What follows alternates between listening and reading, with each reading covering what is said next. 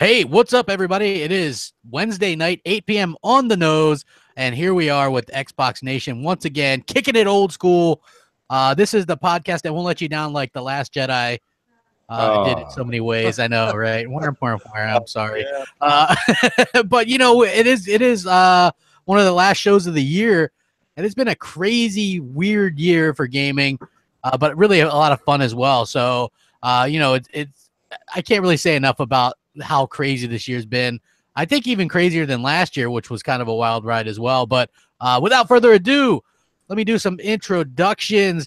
We got Mooch, and I promised a Mooch-tastic show today. I did on Twitter. So hopefully we're going to be seeing that. And what's up, Mooch? What's up, buddy? You remind me of a buddy of mine back in college. He used to sit behind us drinking beers, and he talked shit. And I said, well, what's going on? He's like, I bet that guy could beat you in darts. I'm like, wait a minute, why are you making all these predictions back there? Why don't you step up and play some darts? Meanwhile, you got crap over here putting a lot of pressure on the Mooch tonight. That's all right. I'll live up to it. That's what you got to do when you're the president. I'll take care of it, buddy. Yeah, I mean, people have a certain expectation That's of a show when Mooch is on there. Like last night we did Console Corner, and people were expecting, a lot of Mooches, and he didn't disappoint, to be fair. No, I think we got one food and one, I don't know what it was, long distance analogy. We hit the spectrum. Yeah, it was a lot of fun, and so you're here, and we're gonna be kicking it, and there's a lot of cool stuff to talk about. And we also welcome back Dealer. If he doesn't have a face full of cookies, Dealer, what's up?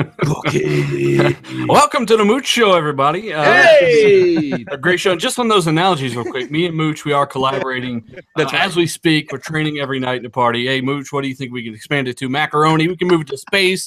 Let's move it to I mean, we could get really advanced with these analogies and all this good shit. So I can't wait to see what happens in the future. But should be a great show. Yeah, I missed last week. Finals were crazy. I just had to do what I had to do. But back again. Thank you guys so much for tuning in. Hell yeah, it means a lot. And we got the Hellhammer who missed last week too. What's up, Hellhammer? Not too much. Just started playing The Witcher for the third time. Yeah, Hellhammer loves The Witcher, man. He was waiting for that patch. He's like, when do you think that? He told me that patch was, 2 days ago? He goes, yeah, they probably canceled it because they can't do anything with that Bone X. And I was like, you are so full of shit, Hellhammer, honestly. You are the biggest troll there is. But yes, welcome back. And we also got the Canadian Mooch, Noob Noogum. He wins shit off of weird things all the time. I've never seen anything like it. What's up, Noob? Yeah, no doubt. Yes, come on, it's Noob Noogum in the room. Let's do it. Yeah, it's gonna be another. Scooby-Doo bop bop bop. We're just days away from, I guess, the day when when the big fat guy comes down the chimney or something like that, or he gets out of bed next to your mom. I don't know what it is, but anyway. No chills, Till. Merry Christmas, little bitch. You want to talk about no chills? This morning, Noob sends me this video in a DM, and he's like, "Hey, this will make you happy today." And it was like some woman's tits. She's driving in a car or something, and they just pop out. I was like, "Hey, thanks, man." Yeah. Yeah, I've been winning some random shit, and after I won the PSVR, apparently I made a donation a couple weeks ago when they did that Extra Life thing when the Xbox was doing it. So I won a copy of Gears of War Ultimate Edition on that too, apparently. Oh, damn, that's pretty awesome, especially since a lot of people wanted to donate stuff to you, but they couldn't because you're America's addict, apparently. So that was actually a comment that me and Mooch got from somebody. They're like, yeah, we really like Noob too, but he's an America's addict, so we can't actually game gift him anything. No, you can't send stuff to the addict, so we're good to go. Exactly. But you're in Canada anyway. You get free healthcare and stuff like that. So it works out well for you, I think, Yeah. To people in the chat, somebody saying my audio sounds low. Well, just explaining my situation here, guys. My computer decided that for some reason it was going to do some updates, and they're not installed yet. I'm waiting, and it seems like it's going to take some time. I'm kind of doing this off the phone, so. Yeah, I've got him cranked all the way up too. So I mean, it doesn't sound too low to me. So it'll be all right. Trust me. We'd rather hear low noof than no noof. That's my motto. So. We do got that going on. You know what? First thing I want to talk about is jump into something interesting, which is the IGN stupidity. right? So No, this topic could go on forever. I know, right? It's weird with the whole stupidity thing, right? So, and I did a video about it. Lots of people talked about it. So what they did was they do their daily fix, which, to be honest with you, I haven't really watched since Naomi Kyle left. I'm sorry, your girl just is not the same, Mooch. I got to agree with you. I like what Alana brings to the table, but the problem is she's not a daily fix person. Yeah, no, she's not. The daily fix is kind of like the Vanna White of IGN, and she's more of like the reason I like Alana is she actually does some reporting. She looks up. Yeah, she's a reporter type. She does good work, so I like her work there. But yeah, I think the daily fix is more of just the person that's like, and today's headline is.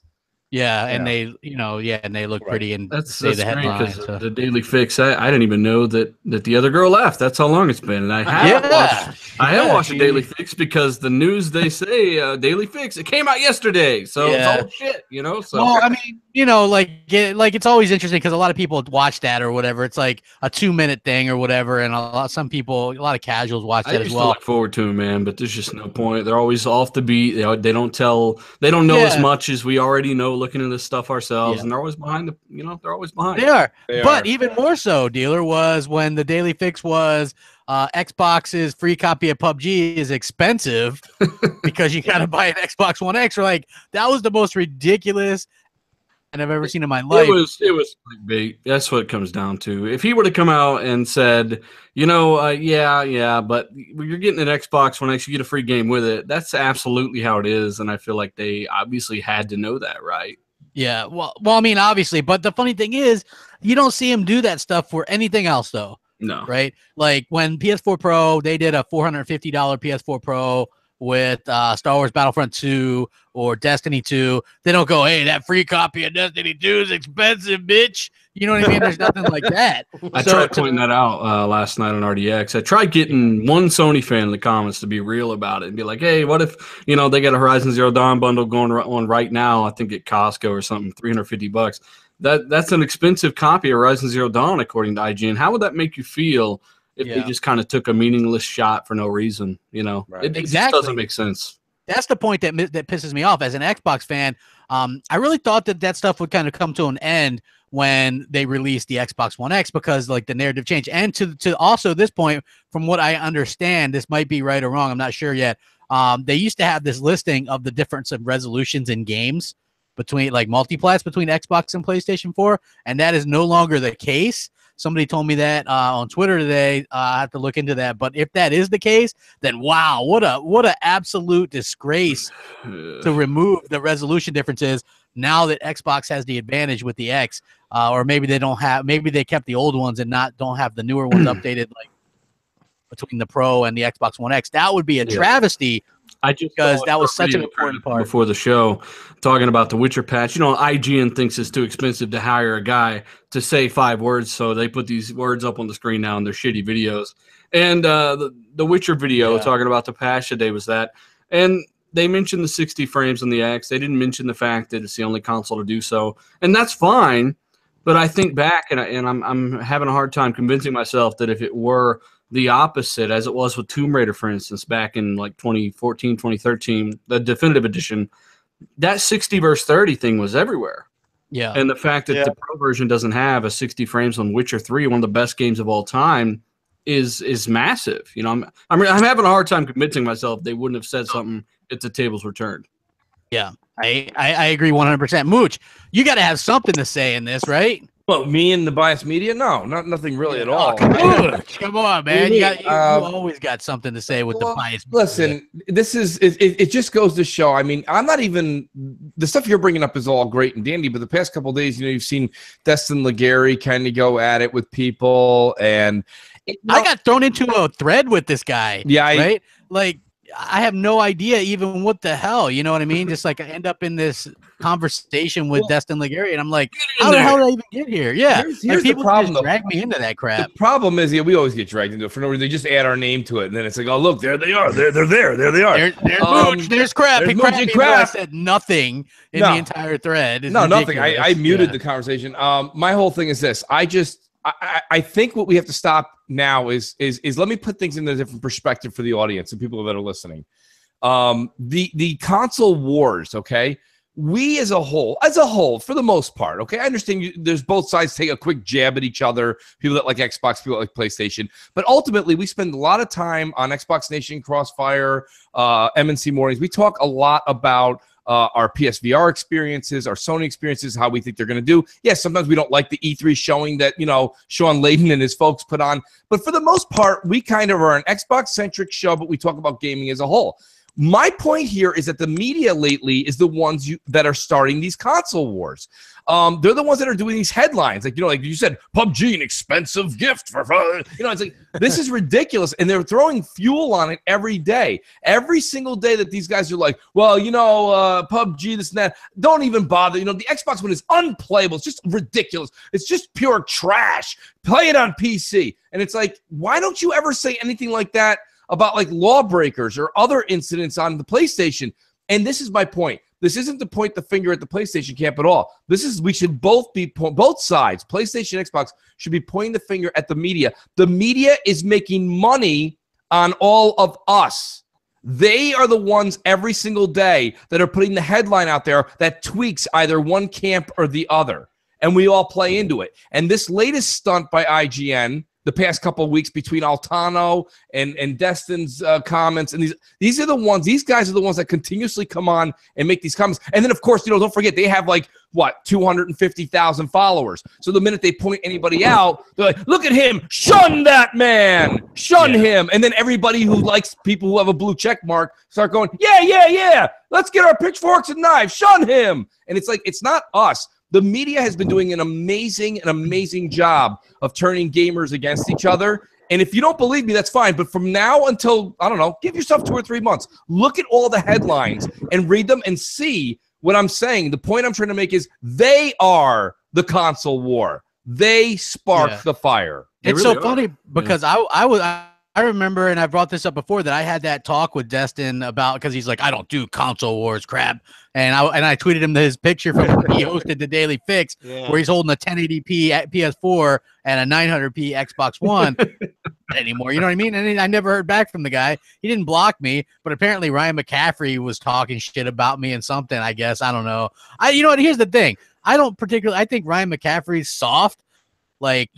He's super soft. He's soft. He's soft, right? He doesn't take criticism well. He thinks because he's quote unquote an Xbox dude that he should, it's his job to just talk shit and just bash. And he never has anything positive to say.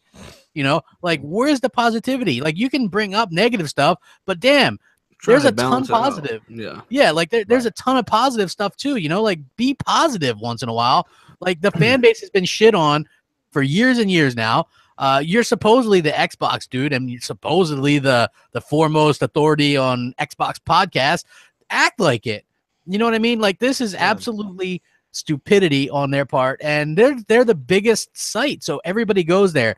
And it just reminds me, and I remember thinking I saved some different images from before, because I can remember when Destiny 1 was 900p in the beta and people were flipping out, or Microsoft lays off this amount of people. Microsoft, not Xbox division, but hell, let's go ahead and put it in there because it's Microsoft and it makes them look bad. This is the kind of stuff that they've been dealing with for a long time. It's absolutely ridiculous. It's cringy. It really is cringy. I'm not about it. I rant about it a little bit. It just pisses me off. Anybody else have anything to say on this shit? Well, they know what they're doing. You guys have said it. They know what they're doing. They're sitting down in their boardroom meetings and they're brainstorming their titles and things that they want to put up on their website. They know damn well how to aggravate and get under people's skin, and they do it again for the clicks. Whether they fully believe some of the stuff, I think I saw Max Scoville. He was replying to somebody bringing it up, and he said basically he was just reading off the scripts and stuff that he's given. But at the same time, somebody is making these choices, whether he's reading off the script or not. I get it. They're just they're just pawns in the bigger game. They go to work, they do their job, and they have to do what they're told, or they can walk the door and go somewhere else. I get that aspect of it, but at the same time, you're right, Crap. Like, where's the positivity? Where's a nice article like complimenting all these amazing Xbox One X enhanced games and all the enhancements we're getting on? Where's all that feedback? It's always a negative angle. And like writing that article, particularly the other day, that how the Xbox was expensive, PubG was expensive with the Xbox One X, and you're getting it free. Like, there's no other way to spin it. You get a free game when you buy the console. How is that? How can somebody spin that negatively? Well, they found a way to do it, and yes, it did exactly what they wanted. It stirred the nest of Xbox fans.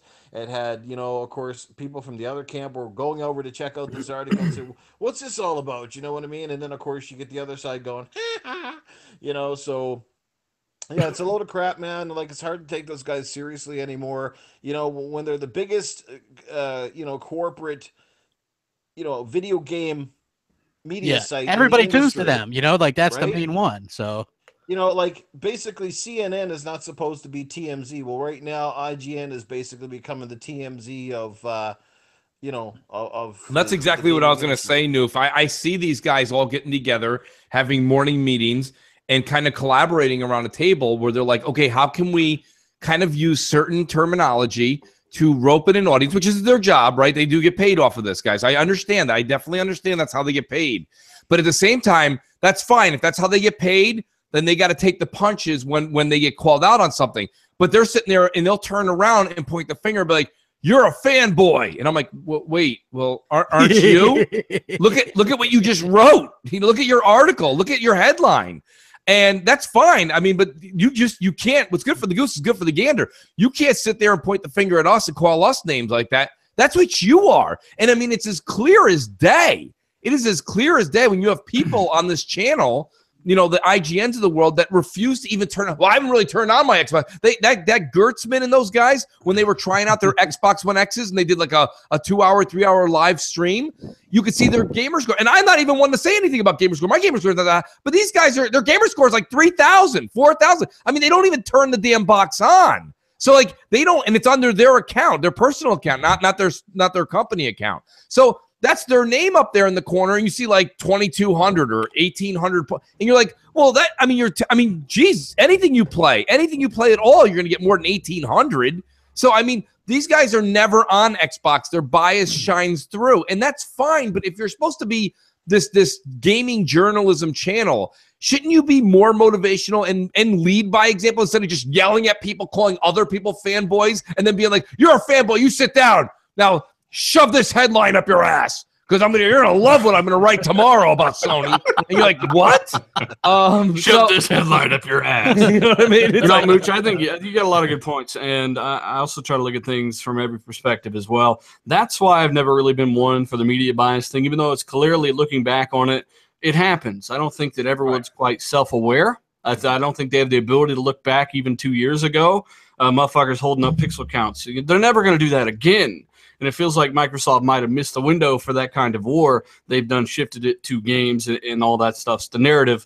But I think Microsoft could come back when they get some of these games announced and revealed this year. Of course, every they reveal games. And I had to wait till 2020, 2021. That's fucking silly. You're going to have stuff to play, and that's when they're going to start coming around. But when it comes to the titles and all that shit and what they're doing currently, yeah, it's absolutely easy to see.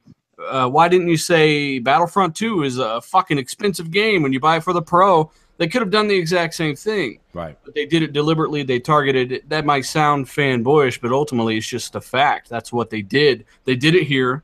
They didn't do it over here. The same fucking thing, but they didn't do it on one side.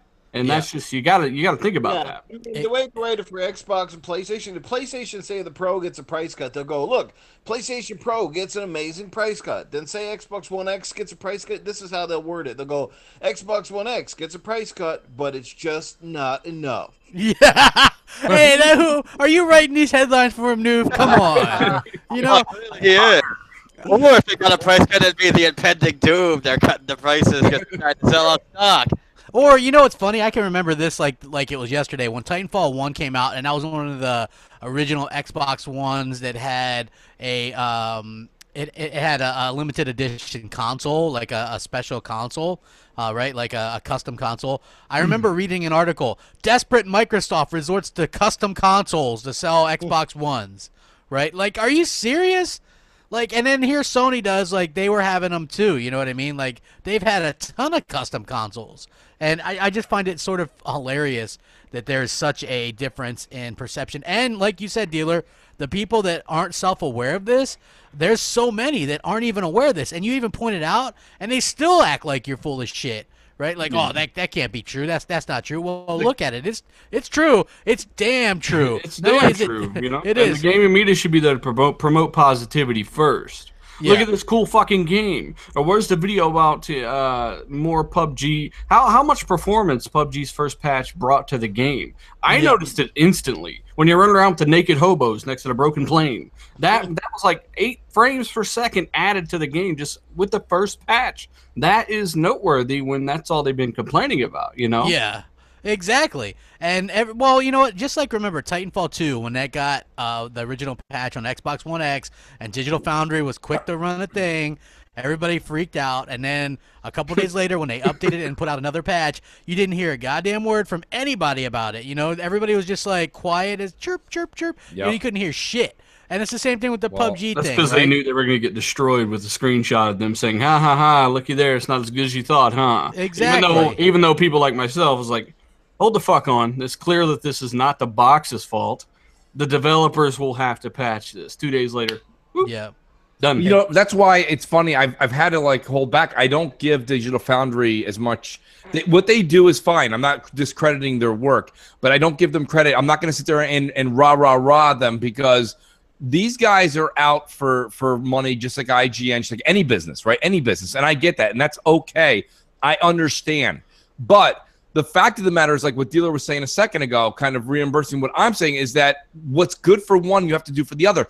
Point being is, the minute something comes out like PUBG, it wasn't the first day. It was the first 60 minutes it was out. They had their analytics running on this thing, right?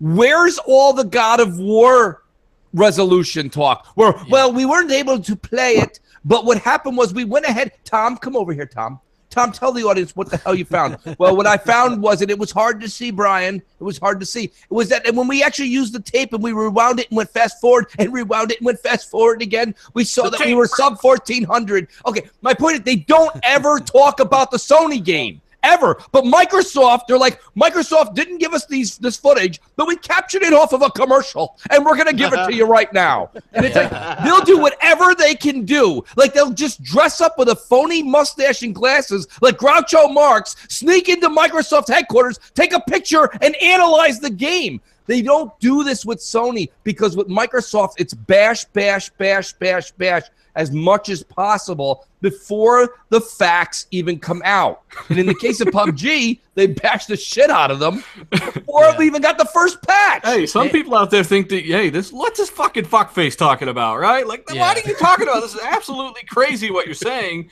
But what you're saying actually holds water because Microsoft have used footage captured off commercials and shit or press footage. Yeah. And they've actually analyzed it at Digital Foundry, whereas we know God of War is going to look phenomenal, but where are the same videos? Where's the testing of the unfinished product? Hey, we just saw some Detroit Become Human gameplay at PSX. Why didn't they take that? Yeah, what is that? What's the P's? How many P's? I can't buy till I know them. Not just to find bad things. I'd literally like to know what technologies it's implementing, what it's doing. I'm into that kind of stuff. What the frame rate is, all that kind of stuff, right? Yeah. It would be nice to know. And my buddy Space Cat, says, hey, crap, this is the article. He tweeted it to me where they put every game's resolution of PS4 versus Xbox One, and they stopped updating the article when Scorpio got revealed.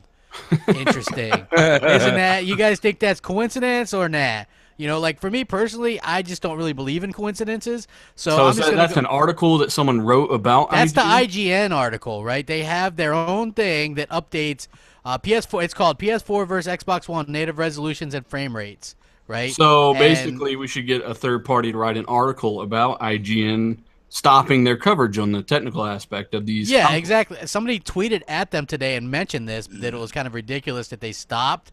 You know, like, wasn't it a big deal for the first 3 years of the generation, and all of a sudden, oops, it's not a big deal anymore. Probably the guy writing their scripts, bro. He's updating the website. Probably. I wouldn't doubt it. Hey, what's up, everybody out there? Thanks for joining us. Hit that like button. We appreciate you guys. Hopefully you guys all get what you want for Christmas from that fat Santa Claus coming down that chimney. I've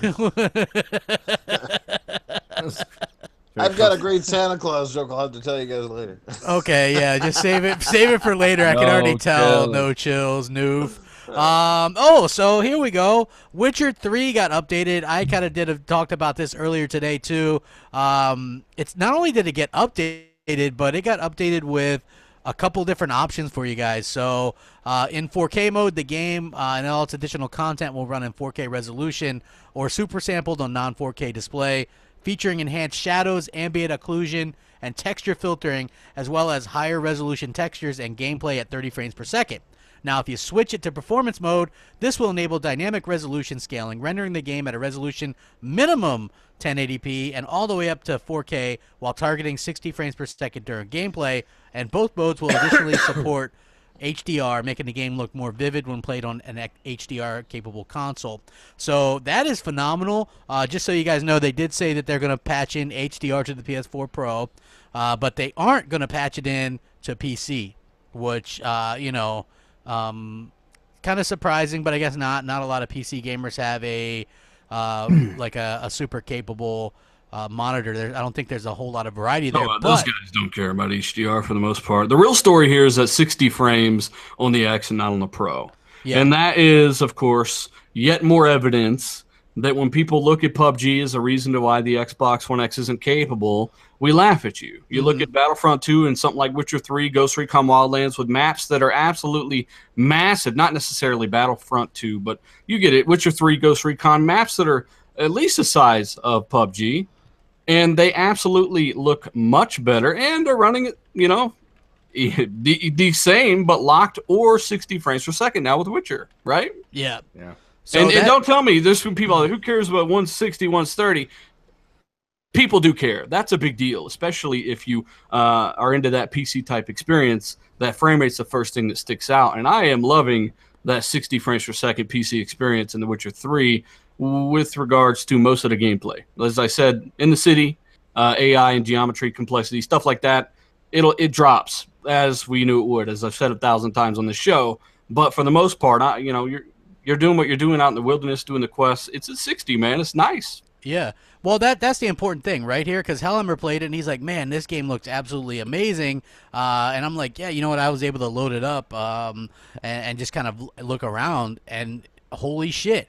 This is, it's not just the 4K or whatever. It's also the HDR. Settings. All this stuff makes it pop. The settings, like the options that we're getting with the Xbox One X are unprecedented. Everybody said the Xbox One X wouldn't be able to do different modes or 60 FPS in games, and we're getting more and more options as gamers to do that. And I think that's absolutely phenomenal. Hellhammer, what were you saying? Yeah, I haven't got a chance to really test out like in the major cities or anything to see how the frame rate holds up. But from the first, I played about the first hour and a half or so of the game, 2 hours, and it holds up very well. Like, it's super smooth. I've tried it on both the 60 and the 30 FPS 4K mode. I mean, it holds up very good. I mean, it looks great. I mean, it looks almost as good as the PC version. Well, that's fantastic. Yeah. I mean, between the Witcher 3 doing what it's doing, Rise of the Tomb Raider looking better than ever. I mean, I want to go back and play those games, but I still have Assassin's Creed. I still have Shadow of War to play. There's just so much. There's so much. I mean, the good news is we have from now till, I would say, beginning of spring, right around March, right? So we definitely have time. But these games, I mean, anyone who says they don't have games, this is an insane. This Christmas, you open up that X on Christmas Day, boy, you got one hell of a treat coming. That Witcher 3 looks absolutely amazing.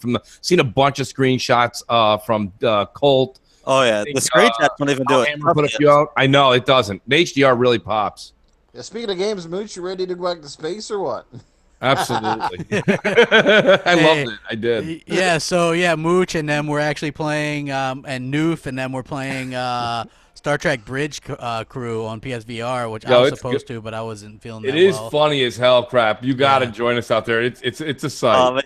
We didn't even be able to hear anything while Crapgamer was going like, whoa! I got news for you, dude. There's a couple of moments in that game where you do the whoa. Yeah, you're on the Star Trek crew. I mean, it's fun. That's Crapgamer's dream right there. I don't know about that. I mean, I'm more of a. A lot of Star Wars fans went Star Trek. Yeah. They they had to, man. Yeah. They had to, because their main characters don't die from just losing the will to live. I'm just saying. Oh, boom, boom. crap. Yeah. So, hey, I didn't say anything. I mean, that's not a spoiler. Carl. That's just that Carl. Oh. Yeah. I mean, come on, people. They haven't seen the movie by now, anyways. Mary Poppins and disappearing things. Yeah, exactly, Noof. That's what I'm talking about. Mary Poppins. That part made you scratch your head, and you're like, "What the hell is going on here?" But yeah, just kind of getting back into the Witcher 3 thing. So Hellheimer picked up the complete edition, which has completely different achievements and stuff. So that's the one that I'll be dipping back into. Just starting from scratch. So you cannot carry your save over from the regular version to the complete edition. I know. Yeah. So I'm gonna start all over. You might as well with that game. Like I forget every damn thing that I did in that game to begin with. Not that I was that great. I only crafted one potion to begin with. So it's one of those games, man, where people don't. It's just little things that people gotta kind of learn to let it click. Like for instance, if you have alcohol on you, a dwarven spirit, right? Hellhammer, alcohol, and if you meditate, it'll refill all your potions and bombs automatically. Yeah. When you meditate, you get your health back automatically. Little things like that people are confused by, and it really helps to sit there and read what's going on. Just try to learn the menus and the systems. Man. You know what? They did a lot better with the later updates and the patches. So like even prior to the X patch, just the regular patch for the games, they added in. So when you start the new game, it has like the little tutorial mode or whatever now that actually teaches you a little bit more about the game. Like gets actually kind of annoying. I had to go and turn it off because I'm like, I already know how to play all this shit. Hey, I gotta say though, I'm impressed. Somebody who's put 8 days or so into The Witcher 3 on console, I think, and played it a lot on PC. This is what people really enjoyed. This is indicative of the PC version to me. And it's nice, man. It's really nice. This speaks volumes too for CD Projekt Red, and if they're really going to go ahead and put the foot forward like they did for this game, which is many years old, it just goes to see that Cyberpunk, whatever it is, 2077 or whatever that game's going to be, has the means of being something very special on the X. This is basically like training for them. Right. Exactly. Yeah. So that's really good news, and it was worth the wait for this. You know what I mean? It just like you just get the feeling that it was a really good patch and stuff like that. Remember the PS4 Pro patch? It was like 20 megabytes or 140. 140. Yeah, it was like some really low number or whatever. And so, you do get a lot of extra stuff on the X version. Like the ambient occlusion, a higher degree of ambient occlusion, textures and geometry increases, and all that good stuff, man. Shadows. It's good stuff. 60 frames is the icing on the cake, though. Yeah, 100%. And what's that, Noof? I said I've been playing it. I really like the four. I mean, they're both awesome. I tried out both modes, and they both have their specific benefits. Again, you can definitely tell when the game's at 60 frames because it just has this smoothness to it, and it's almost like things come alive off the screen. Whereas 4K, it just has that visual fidelity, that little extra. Yeah. You know what I mean? Where like decreases visual noise and whatnot. Absolutely, things are just crisper with the HDR flying in. So either which way, like you said, options are good. So whatever you prefer to play it as, you got There's it. no wrong way to play it, as Noof's saying, but I kind of lean a little bit more towards the dealer's thought process with the going more towards the 60 frames, because the only thing I thought that held Witcher back for me was that 30 frame. Kind of felt like a little stuck in the mud, and now with this fluidity. Like that's really gonna for me. Like I said, the options are great. Everyone has the right to say. I think Noof's right too. That 4K is lock 30 is gonna be gorgeous, but I'd rather deal with a little less of that 4K and get that close to 60. That fluidity in this game, it's just it's what puts it over the top for me. I think Noof is right because everything you said is exactly right, and that's the beauty of it. I heard somebody say on Twitter earlier, I don't like these kinds of options to be able to go back and forth like this, and I don't understand why that would be. Seeing is anybody can choose what they want. It's not hard. There is a glitch though right now. Big tits, small tits. Everybody likes options. Come on. Yeah, there's a glitch though that people should know about this glitch real quick. In the X patch, If you go from 4K to performance, you go right to performance. You hit B. There's no button to apply or anything, just like the PC version. You got to hit B to back out. And of course, it's apply. But if you go back in the options, advanced settings, and whatnot, it says you're in 4K mode if you're just looking at it, even still. So don't freak out if it says you're in 4K. Just set it to performance, hit B, back out. And it's also worth noting, as I pointed out on Twitter, it's got very high quality motion blur, kind of like Ghost Recon Wildlands. A lot of people are like, is this 60? No, that's the really good motion blur. And it's not excessive, but it's really well done. And if you're playing in the 4K mode, I would recommend turning motion blur on or leaving it on and turning regular blur off. And that makes that 30 frames per second experience better. And if you're playing at 60, turn both of them off. You'll notice it's a little more crisp. Oh, good points right there, man. Helping the little people understand. I just got a lot of questions about it after my tweet. Well, no, I can understand. Look, a lot of console gamers have no idea about settings and stuff. So, but a lot of it just goes to show that a lot of people did, in fact, buy an Xbox One X, and they're curious about the different settings. I like it that they keep it relatively simple, a couple different settings. Like in a game like Gears 4, I wish they would have made it a little bit simpler. You got to be like totally in the main menu to access it or whatever, and it's called performance and whatever. So you gotta have all kinds of settings, man. You can do it on the fly in Witcher. You can't do it in Gears, unfortunately. Yeah, exactly. So I wish that more games would let you kind of do it on the fly a little bit, because that is one kind of cool thing about some of the PS4 Pro games. Like you could just go in and do that. Like I know, like Horizon Zero Dawn, you could just switch it to favor. I think there might even be 3 different modes in that. But yeah, so that would be something that I think they could do in more games. But it is cool, and a lot of people will go, well, that's just old games. Well, you know what? That game is one of the best games, if not the best game of the generation so far, and it looks better than ever now on console. Until they make a game better than Witcher 3, I don't care how old it is. Exactly. And some people like me, like Mooch, haven't beat that game yet. So, yeah, we're looking forward. I'm looking forward to diving back in that. Of course, I do have Shadow of War, Wolfenstein 2. I've got a lot of other newer games to play as well, so I'm not really hurting for games, but I do have this one as well. Oh, there is. Plus PubG and stuff. I mean, I'm gimped up right now. PubG is killing my single player game motivation. I know, and there's no achievements or anything on that, so. There he goes. Bye-bye, crap. No, there will be, though. What I wonder is if they'll retroactive your achievements, right? Negative. So if you achieve something in that game while it was in preview, and then they put achievements in there, I wonder if they'll let you unlock achievements and things like that. Unless it has to do with something like if they had add like a leveling system or whatever, because I've only briefly messed around with it a little bit. Yeah, I heard that's what they were doing. Crap, they were keeping track of the things you've done, and if you met the requirement, it would unlock. Really? So, they are gonna do that? Yep. That's what I heard, but hey, that don't mean shit, right? So. Hey, but here's the thing though, because that's what happens with Gears 4 as well, right? So they put new achievements in there. That's why when you would load it up, sometimes you would just randomly get new achievements. 6 achievements. Yeah, so they could do that, and some of the other preview program games have done that. Okay. So that's why I'm thinking that they're probably going to do that as well. So here's some interesting news, or pretty fun news. Cuphead goes double platinum. Us Xbox gamers don't buy games though. We buy nothing. We support nothing. We have no exclusives. All that was on PC, crap. Every one of them. Every one of them was on PC. Only 2 copies sold on the Xbox. Yeah, so, I mean, look, congratulations to them. They put out a unique game. It won awards. It's already sold, they're saying over 2 million, 2.1, whatever it is. That's fantastic. If you look at Steam Spy, it's like 1.1 million, so that means that about 1 million of them are sold on Xbox as well.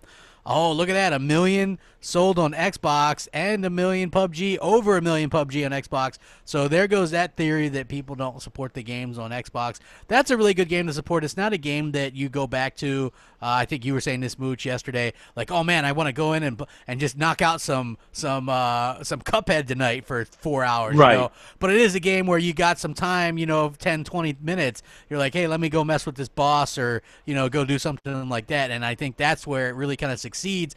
plus the unique art style is something that we haven't really seen. It's a good throwback. It's got that nostalgic feel without really being nostalgia. You know, so I think it's great, and it goes against the grain with people saying that, you know, Microsoft don't like single player games.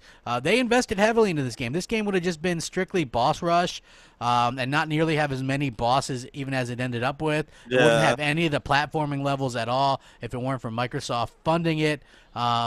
Huge success. I mean, what's your guys' thoughts on that? I think you kind of nailed it, Crap. I mean, it's there's not much really. Okay, boldly. Jesus, come on, man. Well, we've been talking about Cuphead for 4 months. I know, but it just passed 2 million units. It's huge. Well, we knew it was going to do well. People love the game. Come on. Yeah, but, I mean, the thing about it is it is still primarily a boss fight game, so you can't really get into too much depth. You know, you're going to be like, wow, that bird and that cuckoo clock, huh? Like, I mean, it's like, you know, I mean, it is what it is. You know what I mean? Like, I'm actually really happy that they did well. My motivation for them to do better is make more of the run and gun levels. I enjoyed those. Give me more of those in the sequel, and hire some, you know, maybe with Microsoft support, hire some more people that are hopefully as talented as the graphic artists they had, and give us a little bit more depth to the game. But that's great. You're not going to get these requests coming in if the first one didn't do well, and the first one did very well. Yeah, especially for people that like put their homes up for sales and all that kind of crap. You know what I mean? Like, they took some risk with that, and then to see them, I guess it really picked up sales after the awards and stuff. Yeah. So that's huge as well. So, but it does really put an end to that misconception that nobody buys games. But it also brings up the bit of hypocrisy from the Sony fans that were like, Hellblade's a success because it did, you know, 250,000 on PS4, or you know what I mean, like that these games that sell 500,000 on PS4 and they're like, this is a huge success, or 1 million on PS4 and they're like, success, you know, even though there's supposedly 30 million more PS4s out in the world. So if that's a success, how could they call Cuphead or PubG a failure?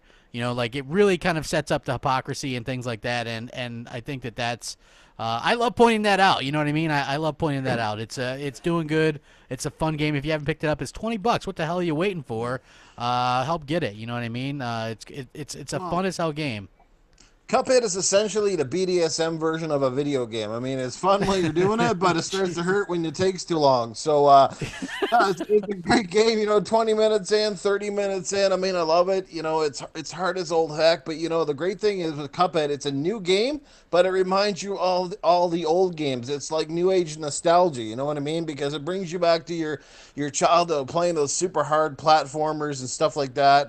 But it's just so well made. You can't really knock a game. This is one of the first games that have come out in such a long time that you couldn't really find a fault, or you couldn't find a massive thing to say, you know what, this game just didn't. It has no microtransactions. It has no BS. It is just a straight up, you know, you hit the button, you play it, and you have a great time with it. You know, the only knocks you've basically heard is some people, yes, are crying that it's too hard, and then there's other people that are, hey, we want the online, we want the cooperative online, which apparently they are saying they are considering it, and it may come to the game at a later date. But obviously with co-op online, that's a tricky one, because that game requires precise movements. It requires next to no latency, and I can see how that could be a bit of a sore thumb for people. So in some senses, it's better off they didn't have that out of the gate, because I'm sure there would have been some reviewers who would have pinned that on as a crutch for Cuphead. You know what I mean? They would have found a way to make, hey, it lags and we die a lot, and it would have became, you know what I mean? So they did the right thing. The game is phenomenal. Congratulations to, you know, the team MDHR and the Moldenhauer brothers, and taking a big risk and a gamble, and for Microsoft to take the gamble as well has paid off. I mean, in all likelihood now, I'd say, you know, we probably will see a sequel to this game, and it's doing well, and it's only going to keep continuing to do better. So way to go, Cuphead.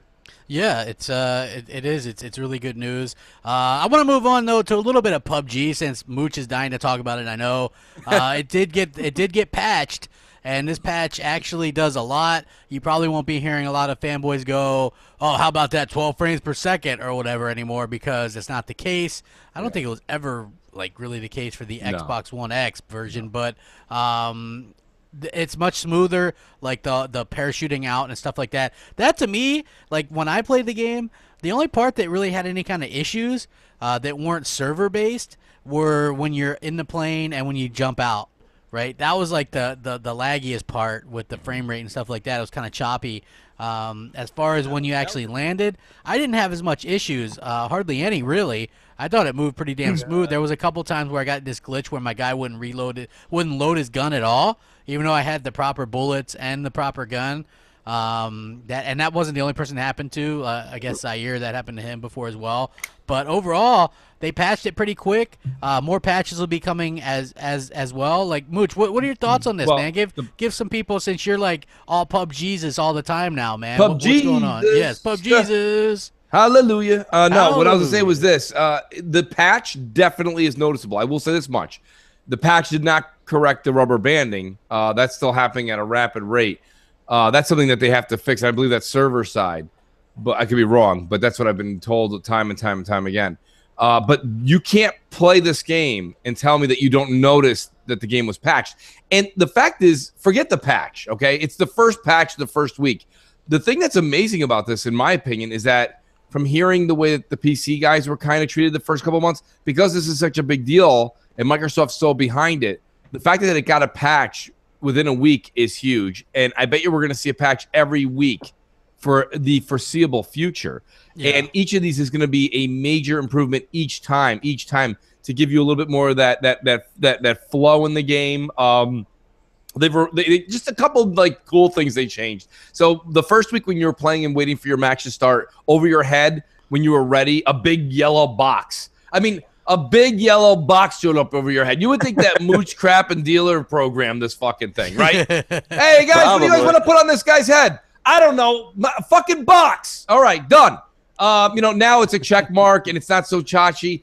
They did some really cool little refinements, and if you keep doing things like that, plus help out the frame rate, it's really about just getting the frame rate and the gunplay and the gun mechanics working crisp, and this game is Pulitzer. It's already a shit ton of fun, but now if you just go ahead and fix those few things they got left, which I'm sure they can do within 4 to 6 weeks, you do that, this game is just, it's nonstop fun, and it's got fun written all over it for at least 12 months. Yeah. There's something about PUBG that you don't understand until you play with the squad, at least in my own personal experience. I wasn't really hyped for it, wasn't really looking forward to it, but I will say that a lot of the performance stuff has been overblown. People saying 4 FPS and all this stuff. Yes. Gameplay absolutely does not happen. The lobby, like I said, where you got the people running around waiting to load into the map and the plane, and the parachuting down is really the main part of the performance issue since the beginning. When you hit the ground, it takes about 10 seconds, but those frames come back. But they would then drop when you encounter somebody. When you get in a firefight, you would then drop frames. Just shit would happen. I don't know. They need something like Witcher and Ghost Recon have, some kind of motion blur or something to help smooth that out or something, because it's just not where I want it to be in the combat. There's also some latency. No matter what anyone says, it's there. It's in both sticks. And they've I think reduced it a little bit, but they're working on this type of stuff, and it's there's a reason it's in preview. It's not done, and I think that the game is actually substantially better after the first patch. From my experience, I played it right when it released. I noticed it instantly the second I loaded into that lobby, and then the pop-ins reduced. They said they've improved anti-aliasing on the Xbox One. They're working on both platforms with these patches. So, it's only gotten better. The performance is better on the map, too, when you're running around as well. It's more stable. And even when it's not locked, it's more consistent. It's not like Assassin's Creed Unity where it was, 28, 13, 42, negative 18. It's like it's a little more consistent now. So if you've been playing it, I'm sure you've already tried the patch. But let us know in the chat if you've noticed a difference at all. Yeah, let us know what you guys think about it, because that would be PUBG. For me, I think that like people that I thought would never in a million years like this game or play this game are playing the hell out of this game. And that really goes to tell you that Microsoft again picked. Oh, I see. There's a lot of trolls lately in the chat too. Yeah. You know what I mean? Like that's all right. I mean, they would be there because they don't have anything to play right now. It's true. They're very pissy about the whole PubG thing and Cuphead and all that stuff. We didn't have any games, but then the games that we did get, they were super jealous of and really wanted. So nobody's really talking about. I mean, honestly, I don't know if this is a topic, but Xbox was the only one to have an exclusive chart over the fall as well. Yeah. So GT Sport didn't. I mean, these are just facts. These are confirmed by the same people who do MPD. It is what it is. We're just saying that if there's nothing to play over here, there's damn sure nothing to play over there. That's all I'm saying. Yeah, that's something that's interesting as well. Did you guys hear NPD leak? We're getting numbers for Xbox One X. Supposedly 800,000 in the first 4 days. So that's even higher than the original number that was supposedly out. But this one, man, 800,000 in 4 days. That's huge. That's bigly, people. Like to me, that blows my mind. I mean, everybody said it was going to do okay. Some people said, maybe it'll do, 500,000 by the end of the year. And here we see 800,000 within the first 4 days. People were waiting for this thing. I got called stupid, retarded, all this kind of stuff when I said that this console people were waiting for. And of course the S is a good console too, and you will see casual people pick it up at a $199 price point because that's a very casual, family-friendly point, especially for a 4K Blu-ray player as well. But the Xbox One X is the real deal. That's the thing that people were waiting for. They wanted to have something to kind of accent their new 4K TVs. And that's the best thing to do it. You're going to get your entertainment, your HDR. You're getting everything. That's what it's really all about. And that's a phenomenal number. There's we no didn't shame know in that it was doing very well, right? We knew this even without the MPD leak, and I don't know Yeah. the source. Where was the source for this at? This was, I think it was in one of those websites that has it. Somebody that leaked the actual NPD number and broke it down for people or whatever. Well, if you look at what it was doing, they said 80K in the first week in the UK alone, right? Yeah. Where it took the Pro a month to hit 50K, right, or something like that. We knew it was definitely outperforming the Pro drastically. And then Aaron Greenberg comes out and says, hey, it actually did around 80K in every single European territory, not just the UK, every single territory. And then the US numbers were much higher. So I absolutely think that minimum 500,000 in the first month, easy. Is that 800,000 just North America, or that's worldwide? North America, because it's an NPD leak. Oh, that's what I was saying. When you said NPD, I'm like, wait a minute. So that's impressive. That's very impressive. Well, you have to look at it. Hold on, Alamer. They did 1.4 million, a little over 1.4 million in the U.S. in North America, in November. That's all Xboxes, right? Yeah, that's everything. Yeah. So 800,000 of that is the X. Yeah, I mean, it's obviously selling well. I mean, it's what everybody wanted, basically. It's the power. Every game runs better on it. I mean, honestly, it's hard going back to playing those non-enhanced games now at this point. It's kind of hard. It's hard to understand where I'm coming from with this, but I think the X's strength, again, I'll say this, is when people see it in action. So you have these 800,000 people that went out there. You have more people around the world that went out and grabbed it. People over the Christmas break will start seeing friends that are getting the X for Christmas, etc. This is something that I think is not like, oh, it's new and then it just fizzles out. This is one of those things where PlayStation people now come back to Xbox. They're going to see their friends who got an Xbox One X and go get it. So my point being is, do I think in December they're going to, go from 800,000 X's to 1.3 million X's? I'm not necessarily saying that, but what I do have a strong feeling is I have a very strong feeling for the unforeseen future, the next 6 months at least, the X is going to have tremendous sales and stay at least stable at those high numbers, because you're going to get people that see people playing this box and then be like, I want that too. Because why would you not want this kind of a boost? It's not 180p difference, people. It's a huge difference. And you can hear it by anybody that does any of the analytics or the actual analyzing of these games. It's a big difference. That's why I think you're going to see these sales continue to be very strong for Microsoft moving forward. Yeah, you know what? I was surprised when I saw this. I think it's really good number and indicative of what they, high above their expectations, mainly, you know what I mean? Like, they even said, hey, this is much more than what we expected. And even you had the people from the NPD that do like the guesstimates and stuff say, hey, we had to, or the analysts, they said, yeah, we doubled our guesses because this thing's really blowing up. People are loving it. They're buying it. It's doing much better than we initially thought. So that's all positive. Like, yeah, they lost the NPD, and people are, like, you got to deal with that. That's a bit of a bummer. But at the end of the day, that's not the end of the world. You know what I mean? Like, you lost it, but you still sold incredibly well. And if you look at what Sony did, very smart, because they've been very smart this entire generation, right? They lowered the price of the PS4 Slim to $199 like almost a week before Microsoft lowered the price of the S. So that kind of really paved the way for Sony to win that. Very smart of them, but I'm not taking anything away from them or Microsoft. They both had their best Novembers ever, which really says something. And you know, I'm impressed, man. It was some very good stuff. I can't say enough good things about it. Very impressed with those numbers, and hopefully it continues with the success, because success from all these companies just continues us to get better deals and games, and you know, people recognizing what's going on with. Oh man, you don't care about gaming. You're just I a don't troll. care about, Yeah, I'm a troll. I guess so. I don't know how. That's what I hear. Asshole. I'm not a troll. I'm just an entertainer, man. Just doing my best to entertain the people, have a good time. You know, that's what it's all about. You know, just wouldn't it be having a good something time. to see if Microsoft, when you saw Sony did the $199, wouldn't it just be Microsoft to just be like, you know, like we've all said this a number of times, Microsoft's not doing this whole like rah-rah competition thing. You know, they want everyone to, you know, light a candle and walk with them through the amazing campus in Seattle. But the thing about it is why not make that S, not the X, but make the S 150 and really take it to them. Just 1 month during the holiday and be like, Sony, we know you can't drop this low, but we can because we just don't give a shit. Yahtzee. And there you go. And that's how you know, just one time to show them who the hell is boss, and then be like, you know what, knock yourself out the next month. We just want to let you know we can go as low as we want to go. You know what I mean? We can play limbo as well. So, I mean, that's my whole thing. Yeah. I don't know why they don't ever do that. Make a strong push just once.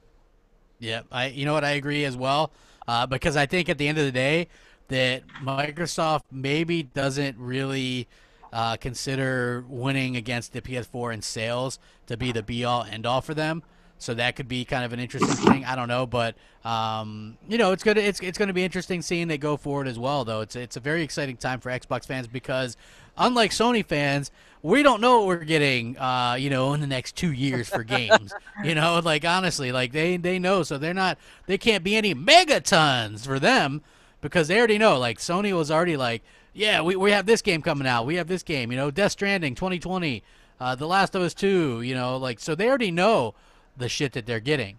So for us, it's more of an exciting thing. Like, we have no idea. So E3 and just all of next year is going to be very much a surprise. And I like surprises. You know, I'm not one of those people that likes to know what I'm getting for Christmas before Christmas. You know, I want to see what I'm getting on Christmas. You know what I mean? So hopefully you guys are kind of feeling the same way as me with that anyway. So Right. At the end of the day, so. Anybody else have anything to say? Noof Nukem! What do you got to say? Nothing. Absolutely nothing. Nothing. You can still hear me, right? Well, yeah. What's up, Noof? Coming in hot. Coming in hot. No, I had to go and get the plugins and all this stuff. I hate doing this shit on the phone. It really bugs the hell out of me. But computer's still updating, so that's all I can do. What the hell kind of computer do you have updating still, man? Well, it's an old one. It's almost 10 years old now. It gets the job done, but let me tell you, if you could give Viagra to a computer, I'd be popping it in that one right now. Oh, man. Noof. Oh, Jesus. So what do you think about this number, Noof? 800,000? Yeah, well, I think it's fantastic. I think they're definitely surpassed any of their goals. It's promising for the Xbox One X moving forward.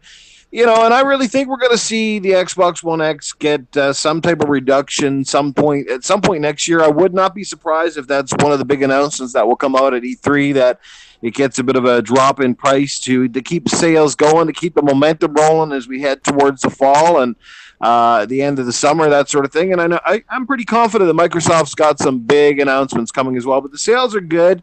I mean, if that's 800,000, and I know the numbers that they're predicting right now is what, 1.4 million overall, is it, for like North America, I think. So if it's 1.4 million, if 800,000 of that number is North American for the X, that means the X actually outsold the S. And if that would happen to be the case, that's even more impressive, because I had no idea that the X would actually be able to outsell, the $250 one. You know, Sorry? and the reason, yeah, people were waiting. If you look at it, because the Xbox One S had dropped to under 100,000 sometimes this past year in the NPD, right? Under 100,000, which is really bad. And the only explanation for that would be that people were waiting for the X. I know people that were waiting for the X. Not everybody bought an S and an X. I did, but not everybody would do that. You know what I mean? If you had a regular fat Xbox One, you probably were okay with waiting. I wanted the 4K Blu-ray player and HDR and stuff for the year between, so it was like a good stopgap for me. All the hours and hours, you know, that I got to put into it was well worth it for me. Hundreds and hundreds of hours, like according to Microsoft, like 700 hours of gaming. So most of that, because they ended it in November, I believe, with the year-end review. So most of that would be on the Xbox One S. So I think that's well worth the, you know, a few $100 that you had to pay for it. So just my opinion anyway. So yeah, it's fantastic news and great news at that. You know what I mean? Like positive news. That's what it's all about. You know, like people want to just be negative about the Xbox, and you know, I'm really excited to see kind of how this goes in terms of what comes out next year, because they're the ones that have an announcement for a game to actually release next year in March. Like so far, Sony doesn't really have any first party stuff scheduled to come out. So you know, hopefully this is all yeah. Go ahead. Yeah, you know, for me personally, I'm sure you guys feel the same way too. But ever since I've hooked up the X, I mean, I feel like I have already gotten my $500 worth. You know what I mean? Like the game, every game I have put in has looked, you know, if not, some games may be marginally better, but some games significantly better. And when you have games that are running at full 4K 60, or they give you the options to go to 60 frames, or they give you to go, you know, 4K 30, I mean, we've seen improvements across the board. I'm seeing load times that are significantly increased. I noticed that on The Witcher today as well, that the load times were much quicker. So there's a lot of benefits of having the X. Plus, you got that beautiful 4K Blu-ray. I mean, the games and everything look just great on the 4K televisions. And even if you don't got a 4K, that super sampling and stuff, the benefits of the higher texture qualities and stuff, you know, still look fantastic even on your 1080s. Yeah, 100%. Let's see. We also have mouse and keyboard support announced. A lot of people not really happy about it. So far, it only says, you know, if you're surfing the internet or doing your taxes, we're enabling mouse and keyboard support for your Xbox. It's a non-issue. Crap. We've been talking about this for over 3 years. When it does finally come out, if you know, and it is what it is, the game will be up to the developer, right? You said this in one of your videos too, I think yesterday, and or it came out at 1 a.m. or something like that. But point being is that like the developer will decide whether or not and how the keyboard and mouse will be utilized. And you're not going to find, listen, we said this all along, okay? You can bet your bottom dollar everybody that bought an Xbox One S or an Xbox One X has a controller because it came in the box. Developers are not going to take the mindset, well, we're going to develop this game strictly around keyboard and mouse and hope to God everyone's going to go buy one or has one at home. Granted, do we all have one? Sure, most people do. But the developer knows sure as shit you have a controller. So the controller with the console is the marriage, okay? Literally, the keyboard and mouse is an occasional pop-up for an RTS or something because, you know, Microsoft is trying to blend the console and PC space. There's no secret there. And that's what it's there for. It'll never interfere. So all of you people that Crap is talking about, him being one of them, like, don't worry. It's not going to interfere with your gaming whatsoever. Not even a little. It's not. Hey, I think we got a little jump on Digital Foundry's video tomorrow. Someone did an analysis here recently of the X patch, and yes, it does hold 60 a lot in the wilderness. As we said earlier, in the city, it drops down to the low 40s for the most part. And of course, he didn't do any dungeon sections. Of course, you're underground the dungeons a lot. That'll be 60 for sure. But even at high 50 and 60, even if it's kind of up and down, but it's still in the 50s, high 50s, that's still a lot more fluid than that 30. So that's what I'm picking up on. I can definitely tell the frame rate's much higher. It's not locked by any means, but it's nice to have, man. Just figured I'd throw that out there real quick. Yeah, that is cool. Nice to see that. And, you know, Digital Foundry is probably already digging in, trying to find the worst spots ever in the game. You know what I mean? Where's this game like taking up the most resources? Where can we get this thing to drop into? Well, you know? Apparently they've implemented it, like I said, that new motion blur implementation, and combined with that, especially, it's just even if it's mid 50s or even low 50s, it is still extremely smooth, and it's just a lot better than 30, man. Yeah, well, I mean, and giving people the option, I think is fantastic. We got like 600 watching. Hit that like button. Let's get it up over 300, folks. Man, we've got some. What do we got, Noof? Some trolls in there bothering you? What's going on? Nobody's bothering me, man. Who's stirring up the shit? I don't. That's what I'm wondering. I'm like, who the hell is stirring some stuff up? So you know what? I want to go around. We do have some other topics I want to talk about, but beating those topics, I kind of wanted to see what our most anticipated games of next year are. Maybe what you're looking forward to most. It's kind of the end of the year. So like for me, obviously Sea of Thieves is my most anticipated game, but I'm also very much looking forward to stuff like State of Decay 2, Crackdown, God of War, Red Dead Redemption 2 I'm very interested in. I want to see some more on that. I'm sure that's going to be a big game. You won't play it because it probably only gives you like 5 achievements, 5 gamer I mean, probably. Dude, you were the one that didn't want to play through Tomb Raider Definitive Edition because you couldn't get achievements. And I told you, I was like, the achievements come in waves. You get achievements when you get a certain amount of kills with guns or whatever, and you'll start racking them up at that point, right? That makes no sense anyway, because he put 5,000 hours in Witcher 3 for 900 gamer score. Yeah, well, he ended up with like, what'd you get, Hellhammer, like 1,200 or something? 1,000, yeah, I don't remember. Close enough. Yeah, it was a lot. So, yeah, that was the funny part. But he's like, The Witcher 3, The Witcher was its own reward. That's what he told me. It is. I'll give him. It is. You know, it is a great game. I give him that. But from my point of view, playing The Witcher 3, it would have been nice to get, like, sometimes I'd play that game for 10 hours and not get an achievement and just wondering what the hell. A lot of them are powered by Witcher contracts and stuff. So it actually double rewards you. You do a really cool, hour-long side mission and whoop. Achievement, Yep, that's what Helmer was saying. He was like, I get a lot from the side quests and stuff like that. So, but yeah, those are my most anticipated. Sea of Thieves, especially with that new trailer. I'm so hyped for that game. I know some people might not be, but I think it's going to be big.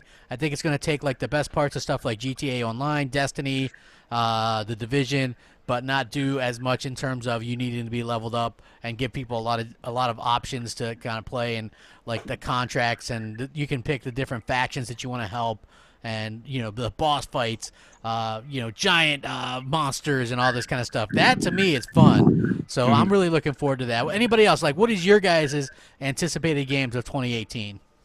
I would have to go so far. And keep in mind, Microsoft are going to reveal more stuff probably at E3 that will probably come out this year. And people say, well, when did they do that? Well, they did it with Forza Horizon last year and Dead Rising 4. Like, they've done this before where they reveal games at E3, it comes out a few months later, right? So I'm definitely looking forward to State of Decay 2. And if people are going to rag on certain things about that game, but then they might like other games that also have not the greatest visuals. It's not meant to be photorealistic, but it is mechanically sound. It's the best zombie game I've ever played when it comes to the first one. So that game, and of course, barring anything else they might unveil at this point, Anthem, Metro, there's so much stuff coming out. Red Dead, Tomb Raider, the new Tomb Raider they've announced on Twitter. That is definitely up there. That'll come out next year. So it's hard for me to pick. Right? From what I've seen video of right now, it's got to be State of Decay 2. I'll put it that way. Yeah, State of Decay 2 looks pretty damn awesome as well. So, Mooch. Yeah. Mooch. I'm going to say State of Decay 2 as well as my primary, but the runner-up, a real close one, is, and I don't know why, because I generally didn't care for the first two, especially the second one, but I'm excited for Crackdown 3, and the reason is not necessarily what we've all seen. So what we've all seen, you might go, okay, Mooch, yeah, I'm with you there because it's an Xbox, fan favorite, etc. But the part about Crackdown 3 that has me most anticipated is the unknown. And that's the multiplayer, because, here we are sitting here for well over a few months with the anticipation of PubG, and now the past week and change with PubG and really enjoying it. And we see how much it's a phenomenon. If Crackdown 3's multiplayer with total destruction and all of this amazing shit that Microsoft's been talking about, if this comes to fruition, this is the next wow factor that we've all been waiting for. It's the next evolution in multiplayer type of games that we've never been done before, man. Right. Never ever been done before like that's this. Where I'm anticipating. They pull it off. It's next level, man. It is. it's in anticipation of the unknown. So I'm hoping and hoping it does really well. I'm really excited. Yep. Yeah. Anything? You're not looking for anything on the Nintendo side or Sony side? Well, I mean, if you want, Spider-Man. mine would be probably. I'm looking for. That's not mine, but I would say Days Gone. Believe it or not, again, I'm a huge zombie. Same reason I'm picking State of Decay as my primary. Love the zombie genre. I can't get enough of it. Apparently, I have a problem with that. But I also the unknown, because we don't see a whole lot about it, and I hope they have a little bit of character development where you kind of get attached to one of the primary. Hellhammer, you're breathing into that mic like a goddamn Darth Vader. Please. I'm not doing anything up. Somebody's a Kylo Ren fan when he was talking to his grandfather. Grandfather. Grandfather. Hey, there are people that are burnt out on the zombie game genre, but a lot of those same people have never played State of Decay. And that game, that's like any other zombie game out there, and it's just so hard to get people to give it a crack and really play it for 3 hours. They'll understand, So State of Decay is a little different. I was kind of burnt out on the zombie thing too, but State of Decay is just different. Yeah, you know what it is, and the co-op thing is so fun. It's such a fun thing too. Actually, who the hell is breathing like that? I've got 2 pop filters. It's not me. It's not me. It's not me because I hear it. It's I new hear for. it too. Consider my phone. I hear it too. My phone is low. I'd be very suspect that it's picking up. Turn Noof's mic down. This is super loud too. Noof's mic. No, now it's loud. Well, I think Crap turned you up earlier because I turned it back down, but man, now I am inside of the phone. I'm speaking directly. I am now inside. But cannot be in the damn phone. What the hell is up with that? Jeez. Motherfuckers on T-Mobile.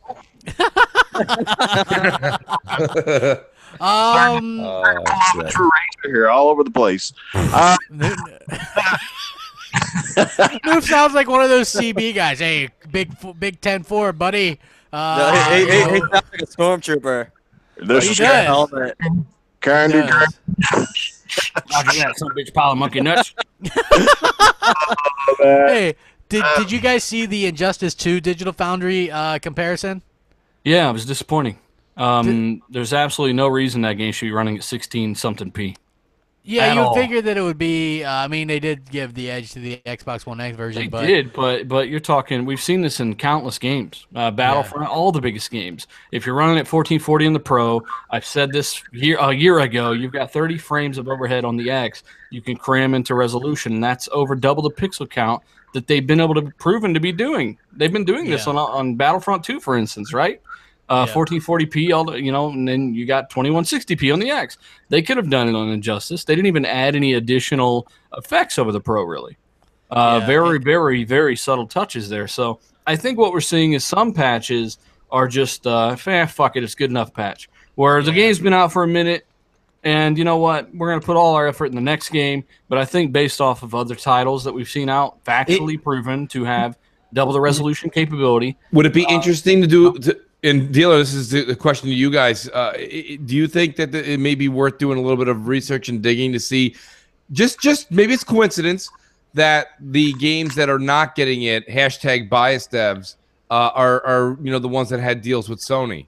I know, because F1 2017 just did it too. Exact same settings pretty much as the Pro. And like I said, that's just 30, 40 frames per second sitting in that GPU that they're not putting into effects or resolution. Right, but F1 did or did not have a deal with either company or neither. No, I think it was neither. I think it's just a path of least resistance. The developer says, hey, it looks amazing. Are we getting diminishing returns at this point for our effort? Probably. So right now we're not going to do much more. I think F1 looks phenomenal in the Pro. I think it looks great on the X. And same for Injustice. Regardless, they could have hit 4K on the X. They didn't decide to do that. They spent a little bit of time patching. It was a day one game, by the way, for the X. It was available day one for a patch. And they just kind of got it up there, and it looks great, and people aren't complaining, so they're happy with it. Right. Yeah, I mean, the game looks great on the X. Yeah, like you said, though, it was a little bit maybe disappointing. Yeah, with how they did it. So, and that's the same thing. I was disappointed with the with what they did in terms of Skyrim on the X as well. Yeah. You know what I mean? Like, it was basically, I think, at some points the Pro version ran better. That's another one, Crap. That's a good point because The Pro, it didn't run better. What it did is it actually dropped. The X held the frame, but it would drop resolution. And this makes no sense because both of them run at 4K, right? And that's the main difference between the X version and the base Xbox One version, because Skyrim Remastered already ran at high settings just about on the base consoles. It's not a very demanding game, right? But here's the problem. You got the Pro at 4K. You've got the X at 4K. But the X drops pixels to save frame rate, when in all actuality, the X should be able to easily crush 4K and 60 frames per second. So once again, it's the path of least resistance. They didn't put quite the effort they did with Fallout 4. Fallout 4, they did a great job with that one. Yeah, I can totally agree with you, because I waited to actually play the what the hell was that game? Skyrim on the Xbox One X, because I've had that for a while, and once we heard that the Xbox One X was coming out, I was like, hey, you know what? I'm gonna wait and see how this game plays on that. And so that's what I did. I waited, and a little bit disappointed. I mean, it still looks good, but you just get the feeling that it was kind of bare bones with what they actually offered. The thing about that game, brother, is it's just a product of its time, and especially coming off of Assassin's Creed Origins, the animations in that game, it's just hard to go back to, man. As great as it is, I crushed it on the 360. I think I got like 1,400 gamer score in it. I did a lot in that game, and I just can't go back and beat that game again after doing it on PC as well at 30 frames. Yeah. And with the same old animations and stuff. It's just, it didn't age super, super well. We got to admit that. Yeah, I agree. I agree 100%. Definitely something to kind of keep in mind if you're looking for these X games. You know what the funny thing is? I only really enjoy playing, well, I wouldn't say really enjoy, but I tried to stick to the games that are enhanced now because it's hard to go back to the other ones. But, so the more the better, in my opinion. I just wish that all developers would put in the effort like, say, Ubisoft did with Ghost Recon Wildlands. And some of these other games that are coming out, because as far as I'm concerned, like if you're not going to put in a full effort, then don't do anything. It doesn't make a lot of sense to me. Like, look, Destiny 2, good example. That ended up being, even though nobody's playing that game, even Mooch abandoned it. So sad. Ended up being a full 4K with no compromises on Xbox One X. So you can obviously tell that game's probably one of those games that, if they really wanted to, they could probably pull off a 1080p 60, but they're not going to. So, like, Mooch, what do you think about that? Like, the 4K, the game looks good, huh? Yeah, no, I mean, it looks great. It's not about the looks, I mean, we say this all the time. It's a lot of the reason that I don't, like, fall head over heels for a lot of the Sony games. I think they look good, but they don't have a lot. And in this case, you're referring to Destiny. Destiny looks great. I think they did a good job. They did what we knew they were going to do. A lot of people were like, "Oh, Mooch, why are you going to pay them this money and you don't know if they're going to give you that, 4K and HDR?" They gave us that. Of course they would. They didn't want to have the only game out by a big distributor, big publisher, big developer, and not have that. So you knew it was coming. Now the problem with Destiny 2 is it's their content, and they went casual, and they're not the only ones to do this. Okay, they did it. Titanfall 2 did it.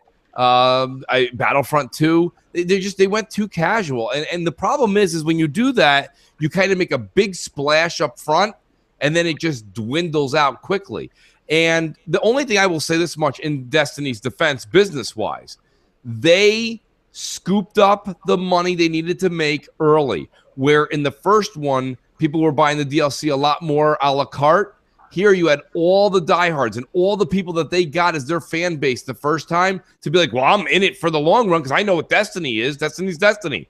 And that's what you were saying. Well, it is. That's what it is, right? Chocolate ice cream's chocolate ice cream, bro. And, let me say, you can't be like the schnozberries taste like schnozberries. It is what it is, bro.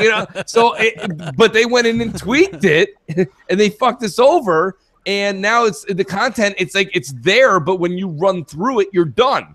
And that's the problem. Destiny fans want to go back and they want to over. You may not like it, but they love to play things over and over to get better rolls, to get better gear. And now, as long as you play it from the beginning to the end, you're just about guaranteed to be pretty close to top light level and get as much of the exotics as possible. And the thrill of the loot hunting is not there. And that's what makes Diablo so great. It's what made Destiny 1 so great. And it's just not there in Destiny 2. Yeah, I agree. Like, I tried to give that damn game a chance again. You know what I mean? Like, I did, and it does look great to its credit. Like, the game looks absolutely phenomenal. But that game, there's just something about it. I don't like it. Probably because the lack of achievements. It's not achievements, damn it. God damn. It is. It is Hellhammer. It is. It has nothing to do with achievements. It really doesn't. Yeah, it does. Yeah, it has nothing to do with achievements. I like games regardless of achievements, folks. I can enjoy a game. I prefer How many hours have you put onto your Switch? At least 10. Exactly. At least. And it's not because of achievements. It's because the Xbox One X came out. Listen, I think you've made some really good points, Crap. This isn't just to you. There's a lot of people who feel that way. You guys got to let go of this, like, the achievement thing. I was telling this to Crap. I don't know if it was offline or not. Like, once you hit a certain plateau number, let's just say 100,000. Let's use that because a lot of the hardcore gamers and a lot of people in the chat are somewhere between 40 and 100K. If you're somewhere between it, when you hit that 100K, nobody cares if you're 130,000 or 137,000. Nobody cares. Like, enjoy a game for gaming again. We talk about all this nostalgia is a hell of a drug, and I can't wait. And you guys sit there and talk about all your Sonic the Hedgehog days. We didn't get any achievements back then. We just played for the game. That, though. It's. I don't even think that people that like achievements, like myself, I'm over 100,000. I don't get them for other people. I for one enjoy the game for the game. Right, it's the reason that I even like some things on PlayStation. I don't need achievements to enjoy the game.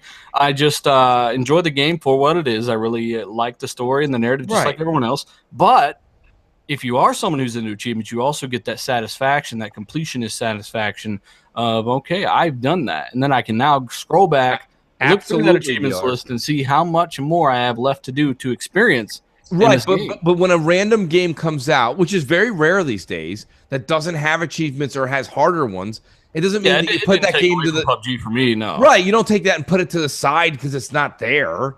I mean, it would be better with them, of course, but it doesn't take away from me personally. Sure. I mean, I agree wholeheartedly, and don't get me wrong, to a certain degree, me and Crap had a really good in-depth analysis on this, and I liked what he said, and I came around to the point where, yes, I think what you said, if it's there, it's just better, but if it's not, we're still here to talk about the game, and that itself is not the game. The game is the creation itself and your experience of the playthrough. Whether that little thing shined and popped up with 30G next to it doesn't mean the game is any better or worse. It doesn't affect the game. So what I'm saying to you is these are very rare occasions where games come out and either don't have them at all or do what Destiny did and only put 13 in. That's a rarity these days. So even when those games come about, I still encourage people to play the game and don't worry about the achievements.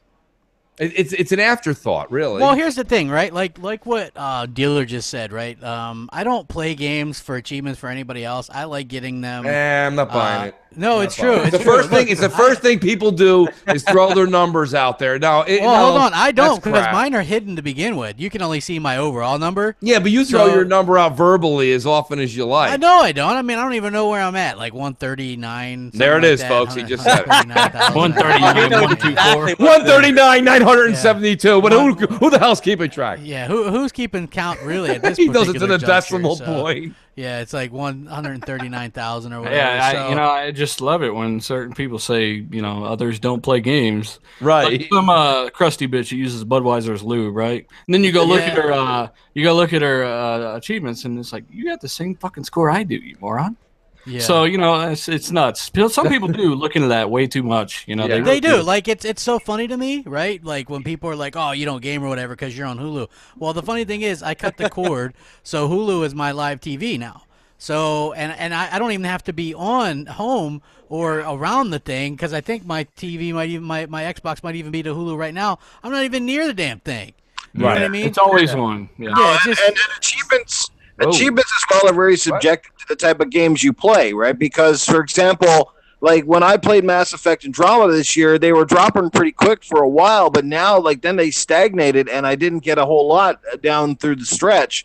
Where you play Super Lucky's Tale for 7 or 8 hours and get the whole like 1,000 right off the bat, and then there's a lot of people that play multiplayer games and spend a lot of time on multiplayer modes, and there isn't a lot of achievements tied to those modes, you know what I mean? Or there's a lot of achievements too that are really stupid. Like for me, I don't play a lot of my games on like the insane difficulties and stuff like that because I just can't stand swearing at the screen for 10 hours at a time. So like I probably won't get that 50G here and there. You should be rewarded for playing it on the hardest shit. Yeah. So I don't care. I'll play it on normal, but like I'm still missing out on that 50, 60 Gs. I mean, I know some people, if you play it on insane, like a lot of games, if you play it or beat the game on insane or whatever, you get the achievements for the earlier difficulties as well. I get that, but that's just not for me. I think more than anything, achievements, it does show how many games you do buy, because not everyone's got 1,000 gamer score in every single game, right? So just to get to 100K, you have to own a fuck ton of games. You had to have bought several games over the last couple of years, and it kind of does show that you are supporting the platform at the very least, right? I don't think that's arguable.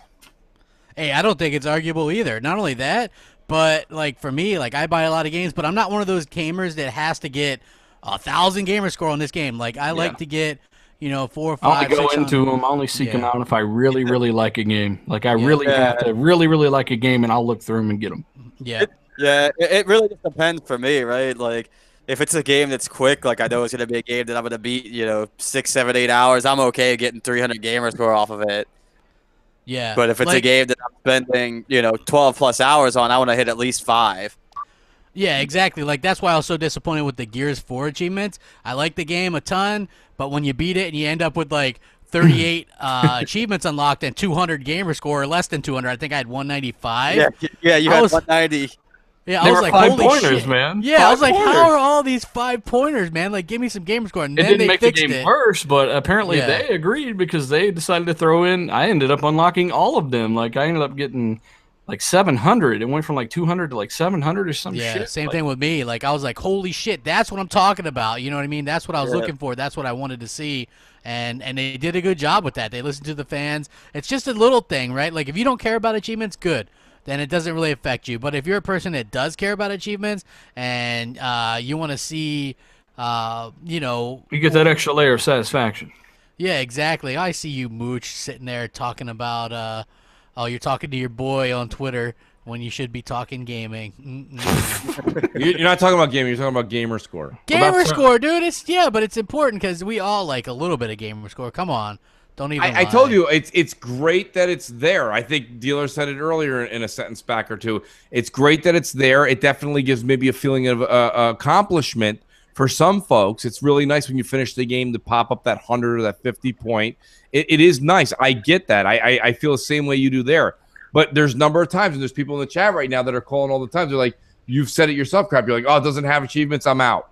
And like you say, I got PubG and that doesn't have achievements. Yeah, but you have like an hour played. But my thing is, like, I'm saying, like, well, I'm also in like a sling. You are in a sling. Yeah, hand, I know, so. but I got news for you. That's sling or no sling. I would have been on PubG every night this week. Every single night. What'd you do? Did you finally fall off that PSVR window? Yeah, man. I was playing some PSVR and I busted up my arm. Now it's like I can't pull the controller. No, I mean, hey, listen, it's everyone's prerogative. All I'm saying is that not playing because of the achievement thing, I think is this is my take. I mean, you guys have said yours. My take is just, I think it's an extra. It's a great extra. Okay, it sprinkles on your ice cream, but the ice cream's the fucking. It's the point you're there. I don't see why that's taken certain people. It takes the preference for some folks, and I think that's where it's kind of gotten out of hand. It's always should be the in addition to, not the rule. It's in addition to. So well, I'm like that. I like in addition to a game. I want to see. I want to get some damn achievements. Yeah, but I mean, think about it. Especially everyone on this panel. We've been playing games since the 80s, right? You're playing games so long. Like, the majority of our lives did not include gamer points. Well, here's the other thing. I've actually met people online that basically refuse to play a game because if they beaten the game and they had their achievements, they're like, no, man, I just won't go back and play that game with you now, dude, because I got beaten it. I got all the achievos. Right, right. I'm moving on. And you're like, well, fuck that. That's bullshit. I mean, I know, like, because some people people are just chasing the next game, and then like you can never get to play with them because they're on to something else, and they just don't want to go back and spend time in a game they've already knocked out achievements for. Well, they probably, when they knocked out the achievements, they definitely destroyed that game. So they probably just put in a fuck ton of time, and they just don't want to go back and play it again. Like I beat Dead Space 3 like I don't know how many times, and as much as I love that game, I don't even have. I got almost all the achievements, but that's not why I don't want to play it for sure. I played it so much, you know. So I understand that route too. Yeah, you know what? It's just like one of those things where I like to get a little something from myself when I play a game. Not a big deal. I understand if other people don't feel the same way. It's fine. For me personally, I get it. I do get it. I really do. I'm just saying there's times where, you know, you've said it, and there's like Noob said, there's other people that are like, well, no, I'm not playing that because, you know, that. And I'm like, that's not. I mean, what do we do? Every week we get on here, we talk about hardware, games, this and that, developers, the hard time, people put their houses up for mortgage, blah, blah, blah. And you're like, you're not going to play my game because I didn't give you an achievement? You know, it's like, I don't know. I think it's just a really nice, cool thing that Microsoft did. You said yourself, you don't care about trophies. It's like it's like, who cares? I don't know. I myself personally, that's why this whole thing with the achievement score thing, like someone like me who played like literally 3-4 years of hardcore, like just Call of Duty with my friends. We got together every night, and it was just, it was before this YouTube thing picked up and all. It's like we just got together, we played just Call of Duty, and Call of Duty multiplayer. You can play that to your heart's content, and your fingers were bleeding. You got 0 gamer score for that. So I think pretty much everyone did that though. Right. Yeah. But I mean, like, but that's what I'm saying. So it's like, what am I not going to play? Did we all not play that because it had no achievement? I don't know. Just I don't see the correlation. Here's the thing. Like, I know it sounds stupid, right? Like, because I'm not. But if I'm playing a game, like when I was playing The Witcher heavily, Witcher 3, I would play a game like a Telltale game and beat it and get those 200, and then I would feel more content playing The Witcher. It's all right? That's all about those achievements. So I mean, I guess that kind of maybe. He would prefer a game that he would just pay the $60 for and just be like, hit A, 200 gamer score, B, 200 gamer score. And you're like, okay, I'm done. You know what? I wouldn't mind that, to be honest with you. Like, some of the trophy, the only platinum trophies that I have are ones that, like, I am mayo or bread or whatever the hell they are, where you just click the button over and over again, and you get achievement, or you get trophies for that. Yeah, so he wore out his PlayStation controller to get some trophies. Well, no, not really. But, hey, let me move on. Yeah. The developer, there's this developer, and this was on Gaming Bolt. He said something that was very interesting, and I was going to bring it up last week, but Dealer and Hellheimer weren't here. And so I was like, yeah, well, maybe I'll save it for this week. So he actually said the unthinkable, and he said exactly what I say a lot, right? He goes, it's different when you talk about comparing consoles like an Xbox One X to a PC, because whose PC are you talking about? And I always say that when I got PC dudes like on my nutsack, right? They're like, PC's better, and I'm like, whose PC? You know what I mean? Yours, not mine. You know what I mean? Certainly not my granny's. You know what I mean? So it was good to see a developer point that out. And then not only did they point that out, but said the truth, which is the Xbox One X is better than most gaming PCs, which is something a lot of people have a hard time kind of coping with. You know what I mean? But to me, when you have multiple developers now saying this, not saying that you can't do PC can't do better, because obviously it can if you want to invest the money and stuff. I'm just saying you got more developers now saying the X is better than most gaming PCs. That is a big deal in my opinion. What's your guys' thoughts on that? Yeah, for anyone to assume that every gaming PC has 1060 or 1070 or something in it, that's absolutely ridiculous. Most people I know, they're rocking something around like even on the higher end, like for a lot of people, they're still using like a 970 or even a 960 or something like that, which is definitely not. Yeah, that's still the average on the Steam hardware surveys too. So yeah, so the higher end guys with the 1070s and stuff, they're in the minority. They always have been. That's the part about me. I got a 1080. I'm in the minority. I'm in like, what is it, 2 or 3%, something like that. Yeah. It's not a lot of people, and everyone on Twitter's got a 1080 Ti. They got 5 of them duct taped together. Yeah, they 20 do. titty flops in their PC, and it's just that's for one, most of those people are lying, and secondly, that's not the norm, and third, I've got $3,000 I've put into this computer over time, and I've got a $500 box that gives me visuals, not frame rates, for the most part, but visuals that are indicative of this computer that I have, that I put a lot of money into. So You know, it's a great buy for $500. I don't see anyone denying that, especially at the PC World magazine or website. They're one of their most quoted or cited sources basically went out and said, no, we can't even do it, and that's skimping on things. We can't do it. It's still almost $700. Yep, and that was like no 4K Blu-ray player and stuff like that. So, and I think like no OS or bootleg OS or something. I don't know, but yeah, it was kind of ridiculous to me. And I've always said this, like I personally don't care about PC. I like people should play what they want, but I always also wanted to call out the bullshit, like people that are like the PlayStation 4 fans that are like, yeah, I got a $3,000 PC. I play all the Xbox One X exclusives on there, and they look better. And I play all my multiplats on my PS4. You know what I mean? Like that's just, you can just tell somebody's full of shit when they say that. You know, it just is. Not you know? necessarily, because I've got the 1080, but I'm still playing these games. I'm just a console guy, right? So I'm still playing them on my preferred ecosystem, building up my account, all that good stuff. I just like being on there more, right? The thing so is, I though, can see that. Yeah, but the thing is, these PS4 guys, they don't have these PCs. Well, some of them might, but regardless, I mean, it's pretty easy to look back through someone's feed a month on Twitter and see if they're a toxic fuck and a liar and a crackhead. Oh yeah, I mean, like here's the thing, right? Like, and I mentioned this earlier too. There was this dude who was doing a poll, and he was like, if you could only have one, which would it be? And it was like PC, PS4, Xbox, and Nintendo.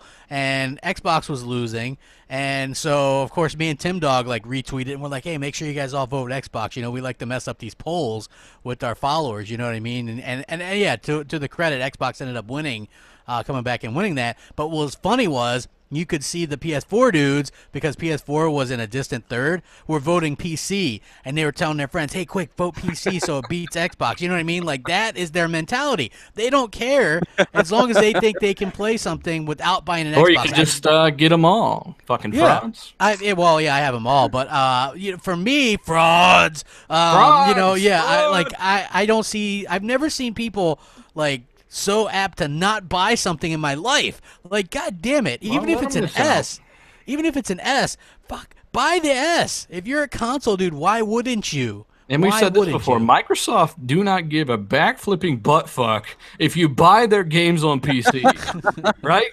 That's why they put them on PC. They want you to buy their game on PC. So do it. Right. They don't care.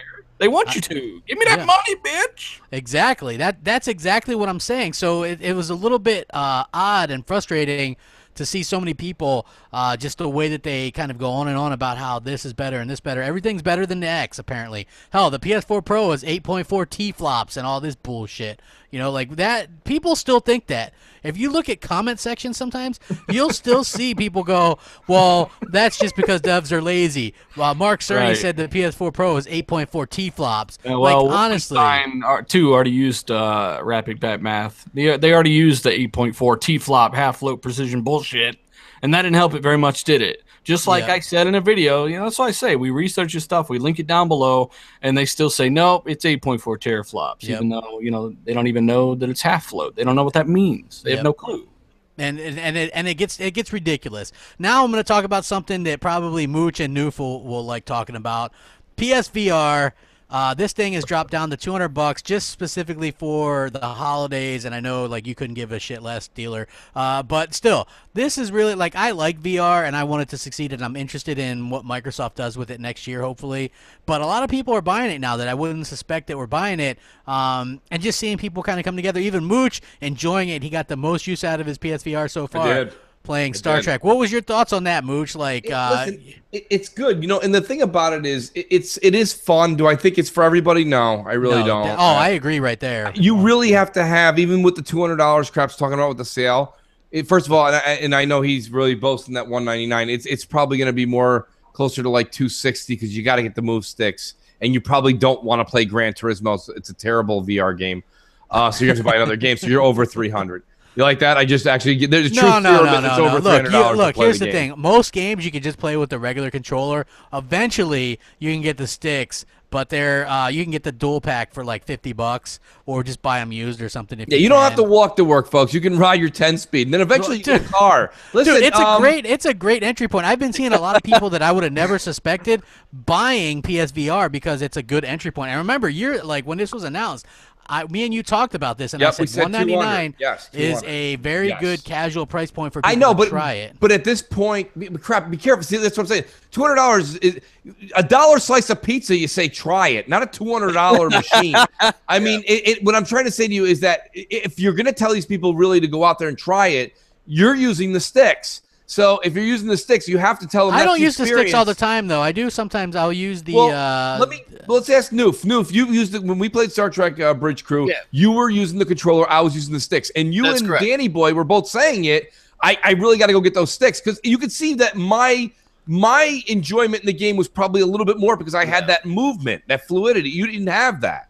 Yeah, it's faster and more intuitive with the actual controllers, and that goes for some of the games as well that have shooting mechanics where you're holding the move controller, which feels a little bit more similar to an actual, say, gun, whereas you're with the controller and it takes away that immersion, right? Because you're kind of confined. There's only a lack of movement that you can do with the sticks. You know, that's a nice thing about the headset is that you have freedom of movement. You can, in some games, do a full 360. Other games, you can only look left or right or whatever, that sort of thing. But but it's just an amazing technology, you know, and let's call it spade a spade, guys. VR, it is an experience. It is not a replacement for traditional gaming. It may never be, and I hope that it isn't. But it is an experience. It adds to games. It certainly brings a new dimension. If you don't believe me, try Resident Evil 7 as it is, and then go try it with PSVR and tell me that it does not elevate your heart rate, your senses, your emotions.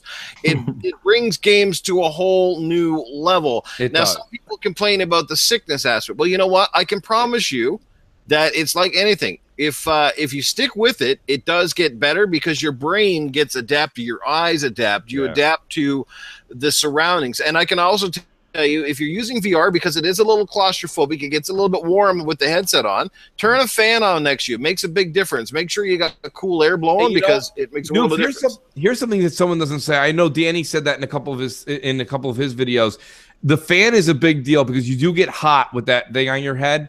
The other thing I recommend, honestly, and Noof, tell me if you felt this, you need some water or a beverage because you're breathing through the mask, and it's not like your nose is like encompassed inside this mask, but because of the way you're breathing so much, like you're concentrating, you get really dry, like really dry. And if you have a fan blowing on you, it's even drier. But I mean, the thing about it is this: besides all these other nonsense facts we're kind of spewing off, if you have $200, make it more like $300 that you can just part with for a little while. It is a really cool experience. But I will say this much: my enjoyment from VR has not been from playing the games that I have that are single player.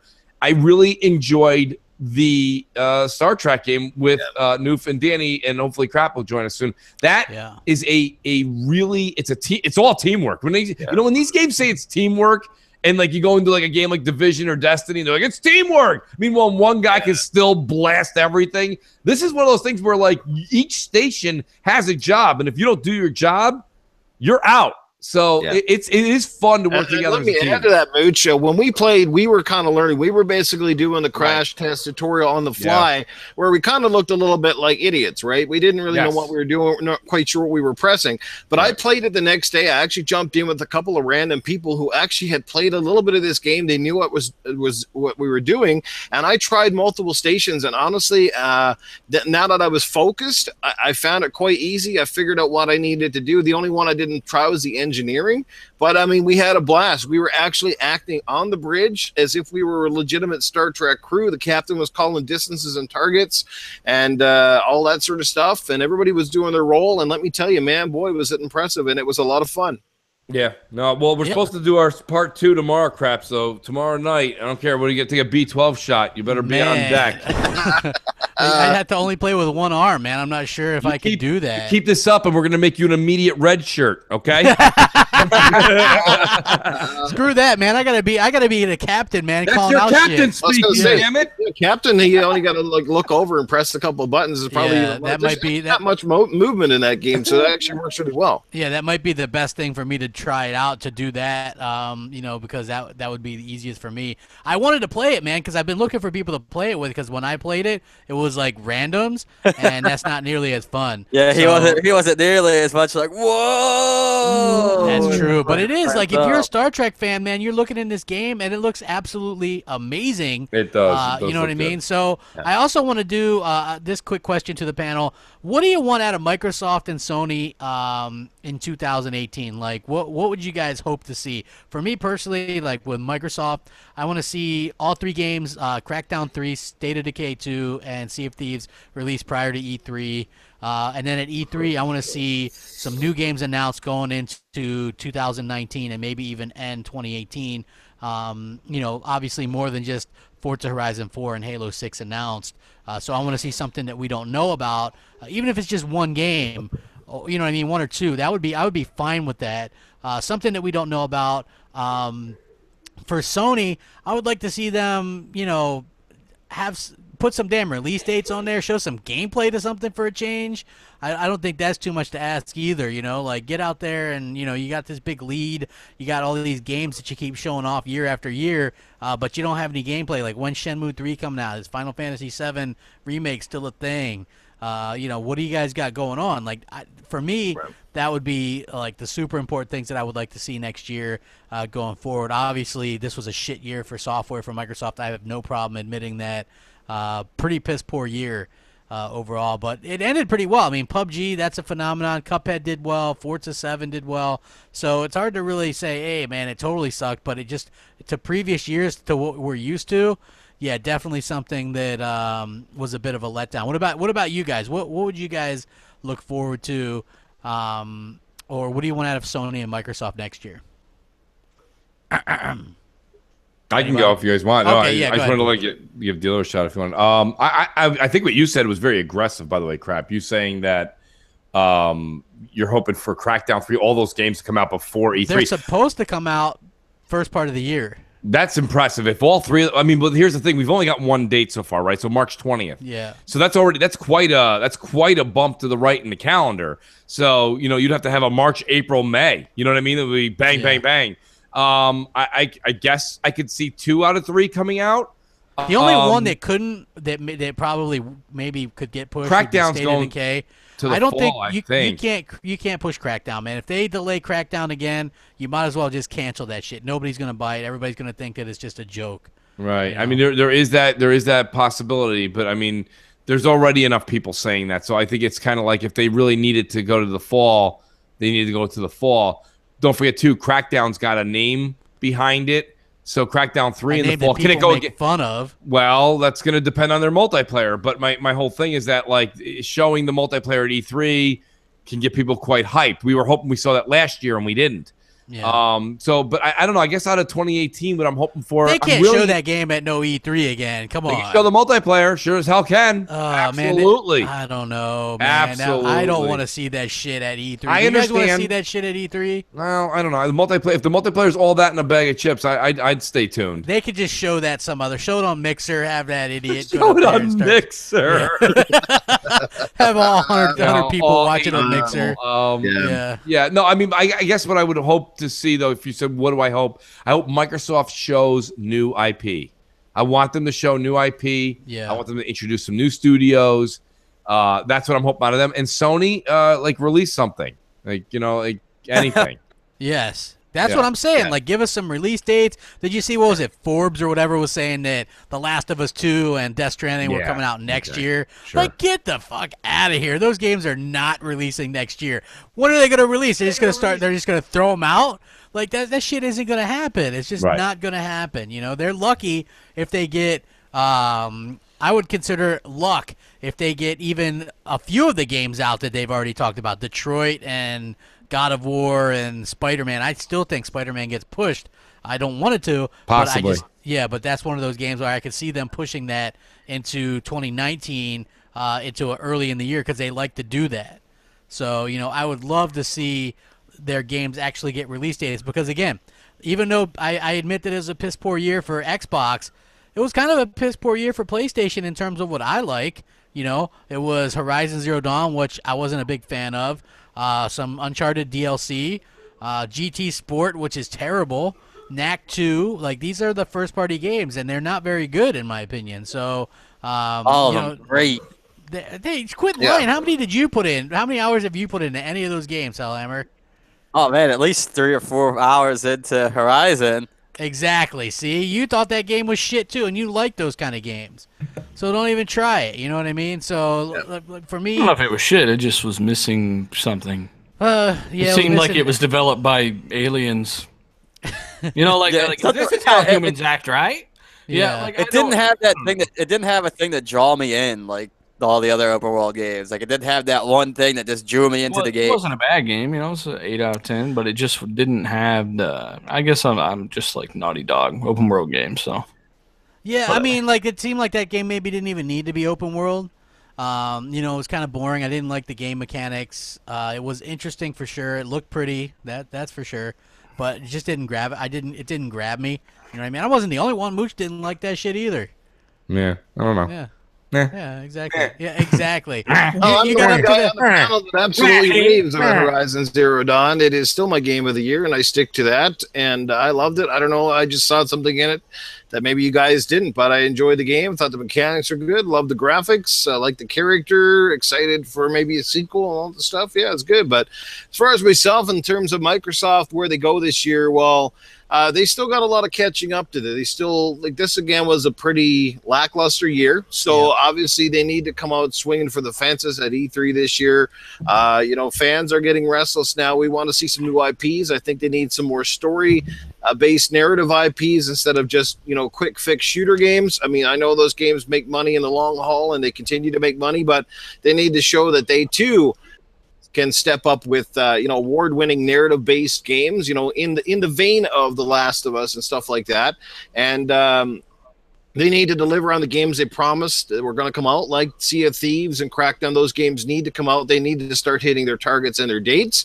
Sony, well, Sony is in one of those precarious positions. They've got such a big lead, and you know, they've made a ton of mistakes this generation, but people have ignored it for the most part because they've managed to sell really, really well regardless of the decisions they have made, even some of the anti-gamer decisions personally, but they're still doing well as proof by the latest MPDs. Sony can't do no wrong at this point, it feels like. So like, you know, for them, I mean, they're in an interesting position. Like, where do you take it from now? I'd say for Sony is focus on getting out some of those games you've been showing off for the last 3 years. Make sure that they drop. So, you know, make sure Spider-Man and God of War and those games come out this year, maybe even Days Gone and a few others. Where they take it from here is anybody's guess. But for Sony, they need something new at the E3. Microsoft has to have something new, obviously. So it's interesting. And even Nintendo. I mean, Nintendo's had a great year, a big comeback for them. But where did Nintendo go? Because now their heavy hitter games are out. Mario Kart is out the door. Super Mario Odyssey's out the door. Their Zelda game is out the door. So they're working on Metroid. Yeah. They're working on Metroid, and they're probably got a Smash Brothers, and they're probably going to, of course, Bayonetta 3, and they're going to do Bayonetta 1 and 2 as well. Right. They're going to port a lot of games that were on the Wii U because nobody bought that shit to the Switch because they're new to most people. Yeah. You know what I mean? Like, true. It's a good part. But it'll be interesting to see what support Nintendo gets at E3 this year from the heavy hitters, like the Activisions and the EAs, because, you know, EA still seems to be a little bit riding the fence right now, and it'd be nice to see where Activision, if they decide to go in on their franchises by bringing a Call of Duty game and stuff like that, because next in 2018, Nintendo's finally going to roll out their paid online service. I have no idea what it's going to be like. We already know that the communication side of it is an absolute catastrophe, so I don't know how they plan to fix that, but I'm not too excited about that, where they're going to go. I'd love to see a new Batman game as well introduced. They're working on something. Supposedly there's either a new Batman, and then Rocksteady's working on something too in the DC universe, so hopefully those could be something special. Please, Superman. How do you do a Superman game? Like he's invulnerable. He's invulnerable. Like, how do you make that fun? I'm not really sure. Exactly. They should just put that 2008 Superman game from the 360. Oh my god, you can't win, Metallo. I beat that Superman game built on the Crackdown engine where you can just destroy the shit out of everything. You beat that game because it gave you an easy 600 gamer score or whatever it was, or 8. No, I beat it at that time because I didn't have a whole shit ton of games, and it was like $10 or something. So I bought it and like you wanted the gamer score. I didn't want no gamer score. F you. Like Hellhammer, what do you want next out of next year, man? You bastard. As far as Microsoft goes, new IPs is the number one thing. Mm-hmm. Like that's pretty much it. I mean, new IPs is what they need because they have all these games that everybody already knows and everybody likes, but they're not going to go anywhere. I mean, Sony has at least been one up on them with at least trying new things. Let me ask you guys a question. Let's say Microsoft doesn't really deliver a whole lot again this year, and basically they come out with one game, and it's Halo. I think Halo 6 would be enough to. Or well, you know they're going to do Forza Horizon 4. If they do, I mean, but you're going to need to do more than because even if Halo 6 doesn't come out next year, they're going to announce Halo 6 next year. Right. Yes. So they're going to announce that and Forza Horizon 4. If those are the surprises, there's going to be backlash. They're going to have to announce something else. Yeah. You know? If there's a surprise announcement, I'm dropping this damn X and buying myself a Pro.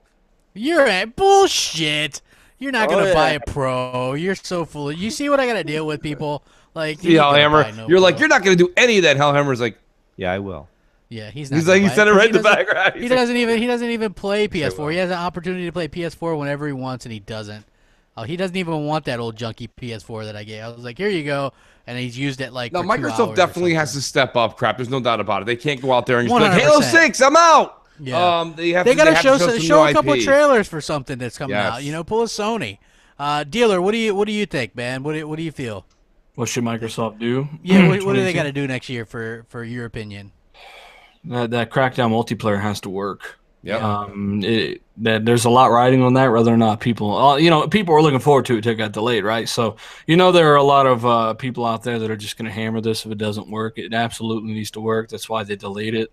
If you guys remember, there were rumors that they were going to release the single-player multiplayer separately this year. That's the multiplayer would come out later, and they decided no, it wouldn't be quite cohesive enough. We're going to go ahead and delay the whole game. Maybe polish up that single player. People are a little disappointed in the visuals, somewhat, even though it looked like Crackdown to me.